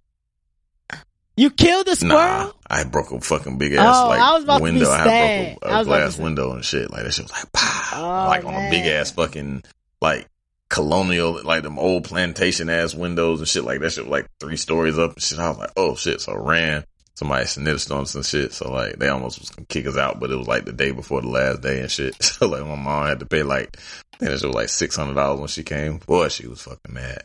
Like, but we was like them shit, and then like some of the fucking them niggas got like defensive and shit. They started getting on the attack because they seen like niggas was throwing them shit. What the squirrels? Niggas was coming after us and shit. That shit was crazy, man. Yeah, Alvin and the Chipmunks on your nigga, you bitch ass nigga. We out. Hey, that shit was crazy. Like they turned the tables on our ass and started coming at us and shit. That shit was crazy. Yeah, good times. Hey, that is crazy. A quick one. This is more of an adult memory. And the reason that is relevant and prevalent right now is because we doing another one. So like probably 6 years ago at this point in time, we did. So me and my sister's birthday is 3 days apart or whatever. Mine's May 31st, hers is June 3rd, and my youngest sister. So and Our all of our birthdays are within 6 weeks, so my parents like to get freaky at the same time every 3 years. So we had like this big cookout and shit, right? So we had this cookout. We was like, oh, let's throw this cookout, for our birthdays, whatever, and this what we gonna do, right? So we threw the cookout or whatever, and the shit was like a huge fucking success to the point where niggas was like, oh, you didn't invite me. So I'm just like, I really didn't think people would travel. You know what I'm saying? Like we had DJ, we had food, we had all that. We in, we in the DMV area, all that. So like the next year, the first one was so lit that the next year, me and my sister was like, all right, let's do it again, right? And then now it's like 5 years ago, maybe like 4 or 5 years ago at this point in time. And, bruh, when I tell you, like, we probably had motherfucking 300 people at that cookout. Crazy. Like, it was like, everybody had a good fucking time. Our only thing be like, the entry to the cookout, was just bring a bottle. Right? Bring a bottle, and we had a bar set up. So if everybody bring a bottle, niggas drinking all night. Right. You know what I mean? Like, niggas drinking all night long. We done supplied you all the food. We done supplied the DJ. We done supply all this. You know what I'm saying? And we had liquor as well. You know what I'm saying? But just to make sure we, you know, keep the party going, we asked everybody to bring a bottle.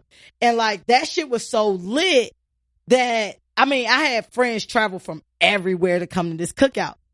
And then my mom had to move. She had a house, she was renting, and then she had to move. Unfortunately, she moved into like an apartment or whatever. And the reason that this particular summer memory is just so prevalent right now is because we're doing it again this year. It's a little bit past our birthday, but we're doing it in August. We're doing it again. But B, when I tell you, every year since then, niggas have associated my birthday with this cookout. Like, yo, so y'all doing the cookout because I'm trying to plan my travel. Like, you know, like the shit was crazy. You know what I'm saying? Like, when y'all know I say this on this podcast all the time. It's nothing more beautiful than black people just having a good fucking time with no drama. You know what I'm saying? And that's what we provided. So like, we're doing it again like this year. If you know me personally and you listening to this podcast, hit me up. I'll give you the deets on that shit. I'm gonna try to make that shit sound fun. I might bring my people. Yeah, you know what I'm saying? My whole thing is like, I don't mind if you bring somebody or people with you. Just know that you're accountable for those people. Sure. Cause if those, and you know, not just cause you said that, this is something like we always be talking about. Cause we have shit happen where people be inviting people, and then they not accountable for their people cause we trying to have an incident free summer. So we having that. And so like the shit gonna be lit. So I'm just enthused about making, you know, like another big summer memory, you know what I'm saying? And having the DJ and having the food and just having that, having that camaraderie. Yeah. Facts. Yeah. Facts. And you know, for the people that live in North Carolina, I got a few people from North Carolina that's already like, I'm there, you know what I'm saying? That's 4-hour drive, 4.5 hour drive, you know what I'm saying? Ain't shit. Up there. Yeah, that ain't nothing. It definitely ain't nothing for me. I got 6 hours for you all day. But, if you are in the DMV area right now, I'm trying to lock down a DJ for the event. So if you're in the DMV, y'all know I'm in Atlanta, so I don't have access to like DJs and shit. So I've been looking them up, and my sister been trying to find out. But if you know a dope DJ in the DMV area, hit me up on my personal Instagram. You can hit me up on the show Instagram as well, the Ain't Shit Show the Ain't Shit Show. That's X where I will be, or at I am DC Fresh on Instagram, or DC Fresh on Twitter. But let me know if y'all know a dope ass DJ, because I feel like the DJ sets the vibe. I might know one. My man from DC. Let's see. All right, well, definitely hit me. Hit me and let me know. And yeah, you know, summer is all summer, so we can definitely pick this topic back up at a later date. But I want to thank y'all for listening. Make sure y'all subscribe to the show and follow us at the Ain't Shit Show. That's the X where I will be, and y'all know where we at on social. That's on Twitter, IG, Facebook. Y'all know we streaming on YouTube, Spotify, iHeartRadio, Google Play, Apple Podcasts, anywhere, Stitcher, anywhere that you listen to podcasts. Rate us, write us, do all that. And, you know, shout us out. And y'all know we like to end, every episode with a quote. And I had a quote, but I changed that quote just based on something, B said earlier. And this is what he said is something I truly believe in. And it's be comfortable with being uncomfortable. Yep. Okay. And until next week, I want y'all to be great and the marathon continues. Thank y'all. Bye, niggas.